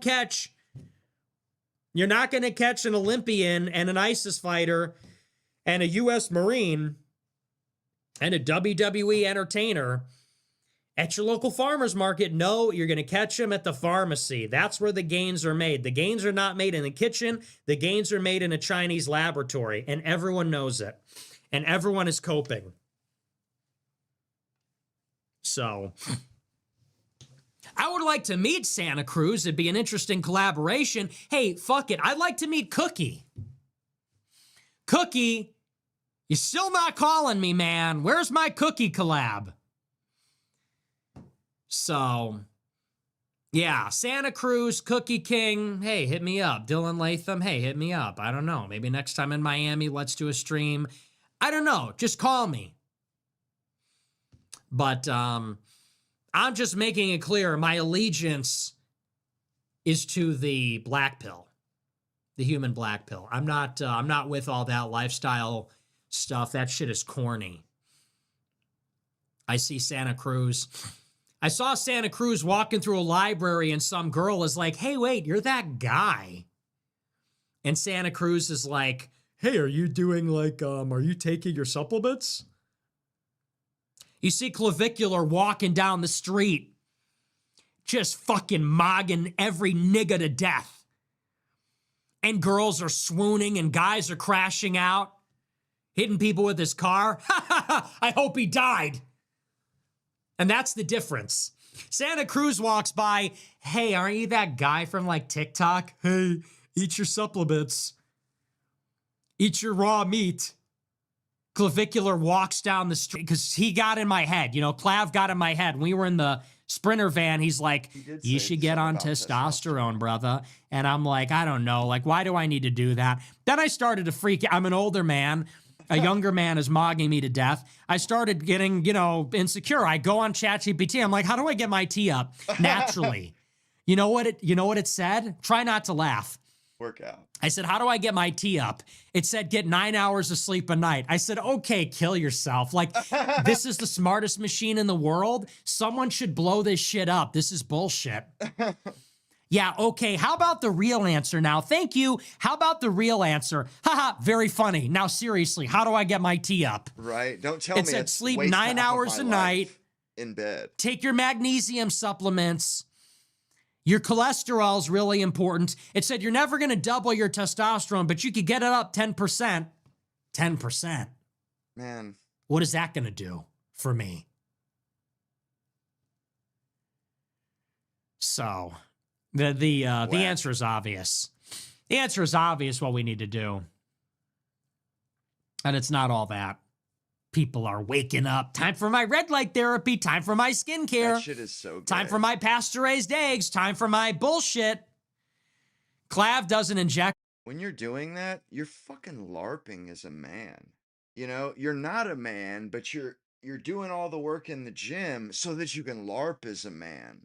Because you don't have those muscles for any other reason but to put up a facade. It's like a costume for these fucking betas to wear. I mean, it's such a beta bitch cuck thing to be doing. Doesn't even work out. Mogs you to death. It's over. Get real. Wake up. Wake the fuck up. Just S0 Space Cowboy sent $20. Fuck it, Operation ISAM will get 55,000 Americans to move to Greenland. Vote to secede completely from Denmark and join the United States, just like how we got Texas. That would be kind of awesome. They should just pay people to move there. Honestly, how much would it cost to get 100,000 Americans to move to Greenland? If you created like a charter city, like a charter smart city, and you had people pay to move there, I mean, the only thing is the climate blows, but you paid people to live there, you could do it. High Octane sent $20. At this point, I think Candace is acting this crazy so she can plead insanity when gets sued for $10 billion. There's a non-zero chance that that's her strategy. America First 1776 sent $20. I'm glad you watched the whole Amber Tate interview. It was ridiculous how Patrick Bet David and Adam Sauce Nick were treating him. It was the first time he met you and Clav and he didn't even do anything wrong. I know, he did nothing wrong. Jar Jar Sneaks sent $20. Florida pill is expired. You hire a HVAC contractor, Jamaicans show up to fuck it all up. You hire plumbers and electricians, nonverbal Mexicans come to do it all wrong. Just give me Greenland, bro. Yeah, so I've heard. Mellow67 sent $20. Many Europeans use bidets, as they're a French invention. Zoran is now using the lack of bidet in his official residence to further his political agenda. Is he? Nick Fuentes sent $20. Why is every Pierce Morgan debate just him saying, well, that's not funny or something along the lines of, why would you think that? Sad face emoji. All in a bitchy feel sorry for me British accent. Does he actually have any political knowledge that's relevant in today's world, and when will the boomers realize their politics are irrelevant? He just does that to make people squirm. It's a tactic. Average John 93 sent $100. I grew up in a border town next to Maine. My family is half American. Some live on one side, some on the other. If Alberta leaves Canada, I'm fully on board with US taking us over. We'd be liberal forever. What do you mean? Oh, Canada would be. Or we would be. I'm not sure what you mean by that. I want us to break apart Canada. We should definitely absorb Alberta. Norseman Thank you sent for that. $50. Thank you for saying exactly what I was thinking about PBD. He's always been a dork. He's a successful dumbass. Adam is a fucking retard. It really is insane how big a deal they are making this. Well, Adam is a Jew. Be very clear about that. And that's how Jews behave. So his behavior is not surprising. It tracks. It's his nature. Patrick, but David, I like the guy. I met the guy. I like him. I shook his hand. But he's buying into the nonsense here, and it's disappointing. You should know better. Why are you buying into this crap? No older guy over the age of 40 should be falling for this kind of stuff. You should be rolling your eyes and saying this is ridiculous. Libertarian Control Act sent $20. Do you expect anything significant from the Isaac Accords? Any pertinence to the Venezuela situation? I haven't seen you mean Abraham Accords? I haven't seen the Isaac Accords. Jordan M. Nelson sent $20. Hey man, love the show and everything you are doing for God and country. You are inspiration to me. God bless you and everything you do for us. We don't deserve it. Thank you. I appreciate Thomas Logan it. sent $20. What do you think about Jurassic Park 3 Spinosaurus? Never saw Jurassic Park. Too scary. Paul Lion sent $20. You constantly spew lies about Iran. I don't like all the suspense. I don't like all the they're hiding and the dinosaurs are sniffing. I don't like suspense. I don't like thrillers. I don't like thrills. It's too much for me. I hear that. I'm kind of that. Too scary. I'm not watching Jurassic Park. It's too freaky. Either. So I've never seen it. Paul Lion sent $20. You constantly spew lies about Iran. It's not just Kurds coming out in the West. Millions of Iranians from all 31 provinces came out. Thousands killed. We want the shell back. We want this to be Iraq again so bad because Jews cloud your judgment. Bro, I have a geopolitical memory of regime change of literally less than 25 years. Well, then do your That's own propaganda. You probably don't even live there. Do you even live in Iran? Job. You probably don't even live there. Fucking douche. You're some Persian. You're some Iranian in the diaspora. American boys and should you're, go over there. You think we're going to go and fight your do war. what Iranian boys should be. You don't doing even know for what's going on in themselves. Iran. Fight your So shut own up. fucking Mark Satan sent $20. battles, Hi Nick, goddammit. do you think a large Christian theocratic state/world is realistic? How could it work in practice? God bless. Okay. Crazy Dave sent $20. What the fuck are these bills Dems are introducing in Virginia? Repealing mandatory minimum sentences for rape, child I court, hate that robbery, our and violent fucking- crimes? There's like 6 million more Our garbage. past politicians convinced the world that we actually gave a shit about everybody, and and that we were gonna come help all the victims, or made us these fucking caped crusaders. Like now, everybody that has a fucking grievance is petitioning for us to come fight for them, us to come liberate them. Man, how about you go fuck yourselves? Liberate yourself. If you want it that bad, you'll take it, just like we had to. I'm not following that. I didn't see that. Napalm on Vietnamese children sent $21. I know Douglas Murray is married to a Jewish man, but his book, The Strange Death of Europe, is a good read and destroys Islam and Married to a multiculturalism. Jewish guy, At least yeah. these Jews are pretty far down the right side of horseshoe like us. More tolerable than the pro-Palestinian freaks. Oh, that's a psyop. No, I disagree. White Laugh sent $35. You started off the year talking about how anti-Semitism and out and you're taking the gold sponsorship. You didn't address the fraud in Karai's Joel. You got the call and you answered. GG, it was good while it lasted. I don't know what Karai's Joel is. I got the gold sponsorship because at the pinnacle of Mark Levin's feud of Tucker Carlson, at the peak of that, the gold sponsor said, I don't like Mark Levin anymore. He's a Gentile. He said, I like you. Well, So it was maybe, literally an FU to Mark Levin for crashing out on Tucker. Yeah, But but people maybe make that shit up. guy, they just pulled him off Mark That's why I Levin to stopped put him believing on in a you. lot of conspiracies, because of That how guy might be a uncharitable people bloodsucker. are to me and how much people think they know what they're talking about, how fucking ignorant they are and so confident. So know, I'm that just was saying. offered to What us 4 months The ago. guy might be a fucking plant. At the peak of the Mark Levin crash out on Tucker, it's a Gentile company. They said, we're so frustrated with Mark Levin. Nick is right about him. We're going to give it to you instead. That was the conversation. And people say, oh, he doesn't know. It's Jewish. You don't even know what it is. You don't even know what company it is. Not every gold company is run by Jews. And this one isn't. You don't even know the story. But of course, people take that and they say, oh, he got... And the fraud, and I don't even know what you're talking about. Curious Joel, I don't even know what that is. Oh, these Hasidic Jews? Oh, give me a break. Who fucking cares? Yes, I want them to be arrested, but that's just whataboutism. They uncovered something in Minneapolis. They said, oh, well, what about the Jews over here? The fraud that's being perpetrated in America is about we have a Jewish oligarchy. Yeah, I'm only talking about the structural problem of Jews having power in America. You didn't talk about It's these destroying Hasids us. that are skimming a little bit of welfare money or something. Right? Holy shit. Yeah, fuck off. Don't watch my show. You're too Amazing stupid. McGraw I percent $20. Has based on women and other societal real. issues, but top G stands for top boy. Well said. Point taken. No, you're wrong. Grow Hyperbals sent $25. Did you see Tyler Oliveira's YouTube video about the Hasidic Jewish enclave in Kiryas in New York? It's insane how we allow all kinds of foreign communities take advantage and influence our country. Thanks for another great show. God bless you. Stay safe. Yeah, obviously, we just saw that. I did see that. Cartoon-style individual sent $100. Sorry, should have clarified. Got character count cucked. Yes, I meant from a safety/stability perspective as an expatriate. Things seem fine now, but was curious on your take. Thank you for everything. Hey, thanks for the big super chat. I appreciate Napalm it. on Vietnamese children sent $21. To all the coping Larry the Lobsters in the comments who can't scratch their back. The Romans were all thin. Very true. Taco Dog sent $20. And in other news, Nick ordered a Red Bull on the rocks.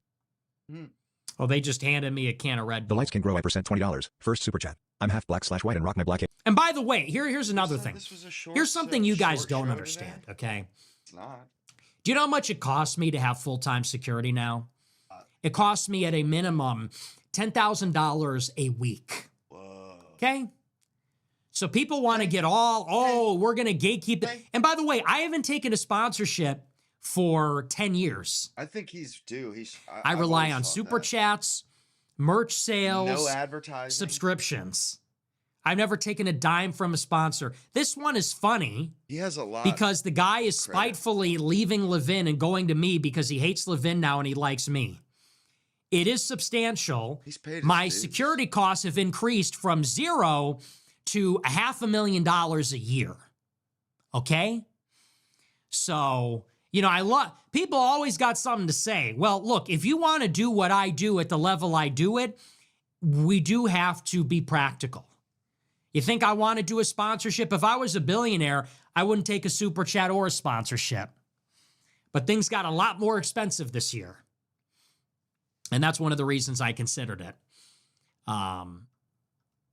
You know, it's going to be, we haven't even finished the deal.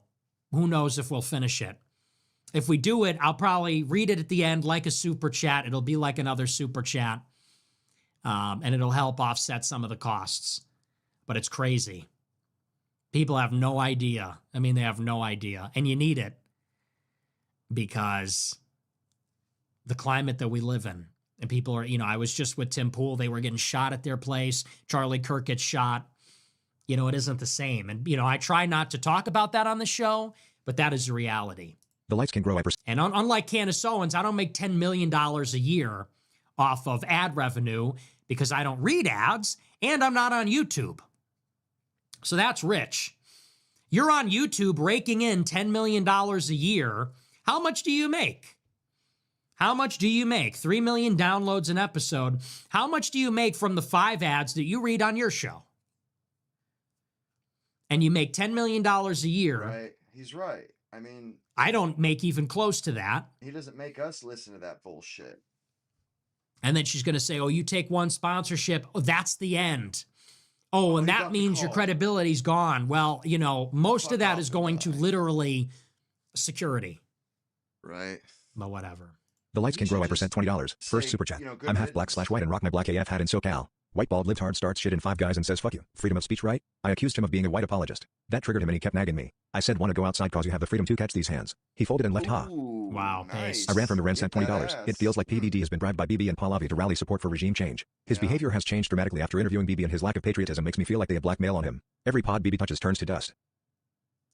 Yeah, I think he just believes in it, man. Not everything is a conspiracy.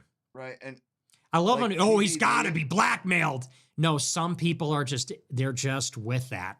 yeah, he He's wants not to Iranian, see- he's Assyrian. Of course he doesn't support the Islamic regime. He's Yeah. a secular Assyrian. Christian. Well, he says he's a Christian. So no, actually not everybody is being held at gunpoint. And, you know, you people are really dumb. Hmm. Everybody thinks that if someone doesn't agree with you, if the system is in place, it's They never tend to just because get the somebody system else. has inertia. It's Yeah. never because they have full spectrum control over the media. Yep. It's never because they're in a soft patronage network. No, it's because What makes it so hard to believe that these people didn't choose that willingly? Like, it's not that hard to get people to go along with shit. they're being blackmailed. Let me tell you something about human nature. Most people cannot wake up every day being completely blackmailed and then lie through their teeth to the audience. Yeah. Most people aren't doing that. Okay. Odds are he just is, a Zionist. Maybe he's afraid of the pushback. Maybe he just likes his position. He's more likely than not, he's just afraid of the consequences, and that's it. If he's being blackmailed, why would he have me on the show? And BB. So, and by the way, there's no evidence of that. People love to jump to, oh, it's a giant conspiracy. It's blackmail. It's this. Never any evidence. You can't rush to judgment and say, oh, this guy, if he doesn't agree with me, it's because he's probably being blackmailed by them.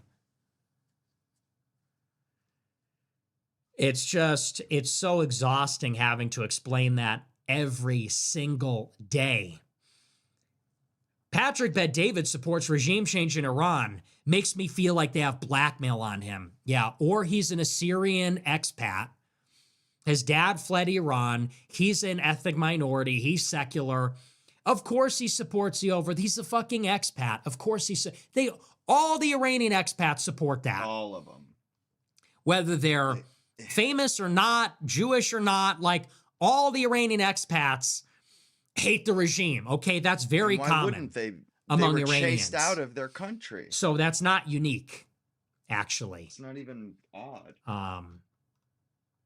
I feel like he's being blackmailed. Oh, yeah, because you're the expert. Fort Vendetta sent $20. That Sneako podcast was cool, but that other kid was so annoying. Every time he opened his mouth, I wanted to smack him. How'd you sit there that long? Clavicular? Jeez, he's just a kid. Well, then you're just dumb.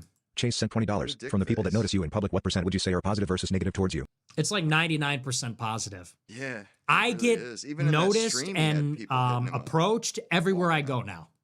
Everywhere. That's awesome. Literally everywhere. I went out in the rain. There was like a torrential downpour last week in Chicago. I went out in the pouring rain to a restaurant late at night. One guy was working there. He recognized me. No shit. I can't believe you're here. I'm a big fan. Awesome. At the airport, I get recognized by the TSA. I get recognized by, people on the plane. Every restaurant, at least somebody recognizes me. Walking down the street, people stop me, ask for a picture. And out of all these interactions, I've had 2 negative interactions. 2. Wow. It's impressive. In all of 2025 and 2026 so far, 2 of them have been negative. But like countless people coming up, taking a picture, shaking my hand, keep up the great work, knuckle touch. It's almost all positive. So that's a very good sign. And I love it because I love people. And in real life, I could tolerate people. On here, it's very annoying. Connecticut sent $20. It's been a while since you've crashed out. How long can the streak hold? God bless you. I crashed Aaron out a little sent $20. just now. Michael Tracy, the only one to speak truth about Epstein. It's a victim settlement industrial complex. Yep. Most never met him. When you had you on System Update, that was the first time I heard you speak. You're 100% right. Napalm on Vietnamese children sent $20. That's what Virginia Giuffre was in the business of. They made millions and millions of dollars making ridiculous claims, getting payouts. And that's where it's all coming from. Napalm on Vietnamese children sent $20. I look at niggas like Mehdi Hassan and Piers Morgan, Douglas Murray. These British chuds have solve accents that make them sound much smarter than they are, but are so boring. Then I look at niggas like you and Larry David, expressive, funny, loud, vibrant, talking with your hands. Birds aren't like Jews in a bad way. Very true. JBN7989 sent $100. Funny watching talking heads cope with your success by claiming your audience is just disaffected young white men. I'm 35, married 14 years, and own a construction company. Thanks and God bless. Thank you, man. Appreciate the big super chat. Yeah, it is a cope. Yeah, it is. Because I get recognized by people of all ages, from all walks of life. Old guys, young guys, women, rich guys, white people, non-white people. That's true. I appreciate the big super chat. God bless. 223 cent $50. Love the old was Mexican. Instead of leaving it at my door, the bitch left it in my driveway. Chili's triple diaper blew over. Ranch cup spilled. Care to comment on the decline of the Mexican work ethic? That's fucked up. Okay, it's not all Mexicans. It's a lot of Venezuelans. It's a lot of Northern Triangle, a lot of Africans. You can't blame that one all on us, okay? We know Cousin Manuel. That's not all us. Sitting in a flow 253 cent $20. Mr. Save Honik Fuentes Lamau. And I don't want, well, hey, I'm not even saying I want to save her. I'm not saying I want to. And by that, I don't mean like she's going to continue doing it, but like, you don't get it. Just say you don't get it. Just say less, okay?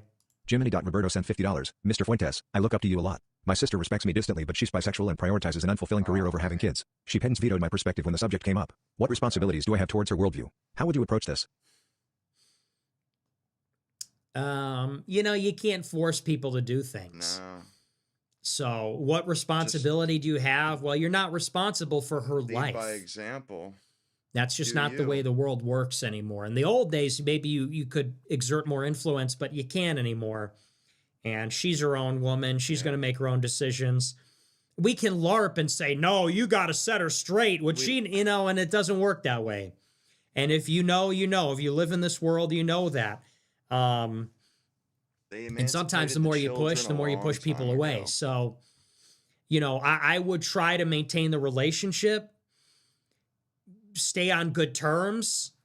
At least you can, but make it clear you don't approve of the lifestyle. Make it clear you don't approve of it. Be a good example. Be supportive, and keep her close. When people are, when people are wayward, you got to bring them in. You can't push them away. You got to bring them in, and it's going to be uncomfortable, and you might fight a little bit. But you got to try to keep that relationship, maintain a close relationship, and just try to be there, because life is long and people change. And if you set a good example, if you plant the seed, you have a good relationship, eventually maybe she'll be in a position where she's going to listen to you. But you can't push too hard. So it's not smart. Unfortunately, you can't control people. Sadly, you can't just make people live the way you want them to live. Flunk out sent $20. I went from a corporate boss lady feminist to a married stay-at-home mom. I've never been happier. Thank you for speaking out. This is why women support you. Feminism has destroyed our culture. Hey, I love to hear that, and I love to hear that women support me. And that's really all we want. You want women to be happy. You want women to be in their natural role. You want people to be in a big, happy family. Well, what's better than that? We live for that. We want to live in a big, happy family where dad is a man and dad's putting bread on the table and dad is the one who's the boss. We want to live in a family where mom is at home, feeding us, raising us, there for us, loving, pleasant, sweet. That's the kind of household we want to live in. We don't want to live in a world where it's like we're not eating dinner at the table. Mom and dad are stressed. They're both working. They're fighting over the chores. Mom's a bitch. We don't want to live in that world. So, love to hear it. NY Ashley sent $50. Every man who has subscribed to OnlyFans thought of that already, Nick. I think every man has thought of that. Weightlifter Grower sent $20. Thoughts on Hernan Cortes? Bro landed with 400 Spaniards, raised up a native girl to be his translator, then used politics and war to conquer the Aztec Empire. Holy aura. Okay, Reddit. Louisville Grow sent $20. Did you listen to Zerka's Twitter space on Sneeko and Tate? He compares you to the Avatar. No, I didn't. But hey, that's high praise. I am like the Avatar. When the world needed him most, he vanished. But then I got reincarnated as a boyish young man. I never finished that show. I don't know the ending. Didn't he learn like firebending or something? He learned it all. I master all the elements. Yeah, the earth. So yeah, Rockshaka sent $20. I started watching you after the Hodge Twins pod. I thought, wow, this guy is pretty smart. But now, dude, I think you're way smarter. Keep winning, King. Side note, my Korean War vet grandpa would love you. He was a true wank. God rest his soul. Hey, thank you very much, gifted. Man. Yeah, God bless. Absolutely. God bless the veterans. Appreciate it, buddy. Seen Football sent $20. Hitler wouldn't like the beard, shit's gay. Love the show, though. Okay. Dude sent $100. Hey, Nick, my DoorDash driver tonight was a Mexican. Freezing cold and windy in the Midwest. Instead of putting the order on my... All right, you sent that already. I'll refund that because it's a duplicate. Wildest of all facial hair. And it's $100. Russ will sent $30. You got me curious. Have you ever seen the movie Pretty Woman with Richard Gere and Julia Roberts? No, it sounds dumb. Wayne Benedict sent $20. No dimple on the tie today. Sheesh. Looks like shit. Thoughts on Goatus? Oh, yeah, I guess I was in a hurry today. Goatus? I don't know. I had a friend who was really into his content, and then we kind of discovered there's like a little bit of a dark side there. There's like, why is this guy always talking about killing people all the time? Why is this guy talking about how in the natural order we'd be hunting people and killing them all the time? I don't know the answer to those questions, but I heard some things. It was a little off-putting, let's put it that way. So I like his content. I think he's funny, but it seems like there's some scary stuff going on there. I don't know if I want to get mixed up in all that, but I wish him the best. User 1257456 sent $20. W monologues this week. I saw the Jon Stewart clip on how this country was never ours. Almost let my cortisol levels rise, but I took yours in class advice to lower them. W advice. Don't let him spike your cortisol. Female sent $20. Hey Nick, what is your Chick-fil-A order? Can't decide what's my favorite. Much love from Tel Aviv. I get all of it. All of it. Maxwell S95 sent $20. There needs to be a grower for dating site for people with common sense. With all the insanity we see on a daily basis, where's any kind of incentive for anyone to try dating the proper way anymore? Smiley face emoji. Where's any kind of insensitive? So close. Really, we almost had it there. Where's the insensitive to accompanied by a great idea? Frank Sly sent $50. Which conspiracies have you given up on? Just the general which ones? Just the whole general thing. Everything's a conspiracy. Everything's that whole mindset. I'm much more Woods and Hanania pilled. I used to be one of these guys. It's like, oh, maybe humans live with dinosaurs, and I was willing to believe almost any conspiracy. Now I'm far more discerning. Chopped Canadian sent $20. Alberta viewer here. Used to think that Canada should solve its own problems, but things have gotten so bad. The U.S. coming in is sounding better every day. Oh, wow. Yeah. Bigger 1857 sent $250. Christ is king. Whoa, thanks for the huge super chat. I appreciate it. I could see that. Yes, Christ is king. Thank you very much, man. God bless. Ryan Northcott sent $20. Continuing to mogging all Jeets down here in liberal Toronto. Hopefully Trump annexes us. I was once a proud Canadian, but now it's just sad. Kanye is selling us out. Canada's over. It's done. All right, that's our last super chat. That's going to do it for me. Remember to smash the follow button on Rumble, smash the like button, leave a comment, let me know what you think about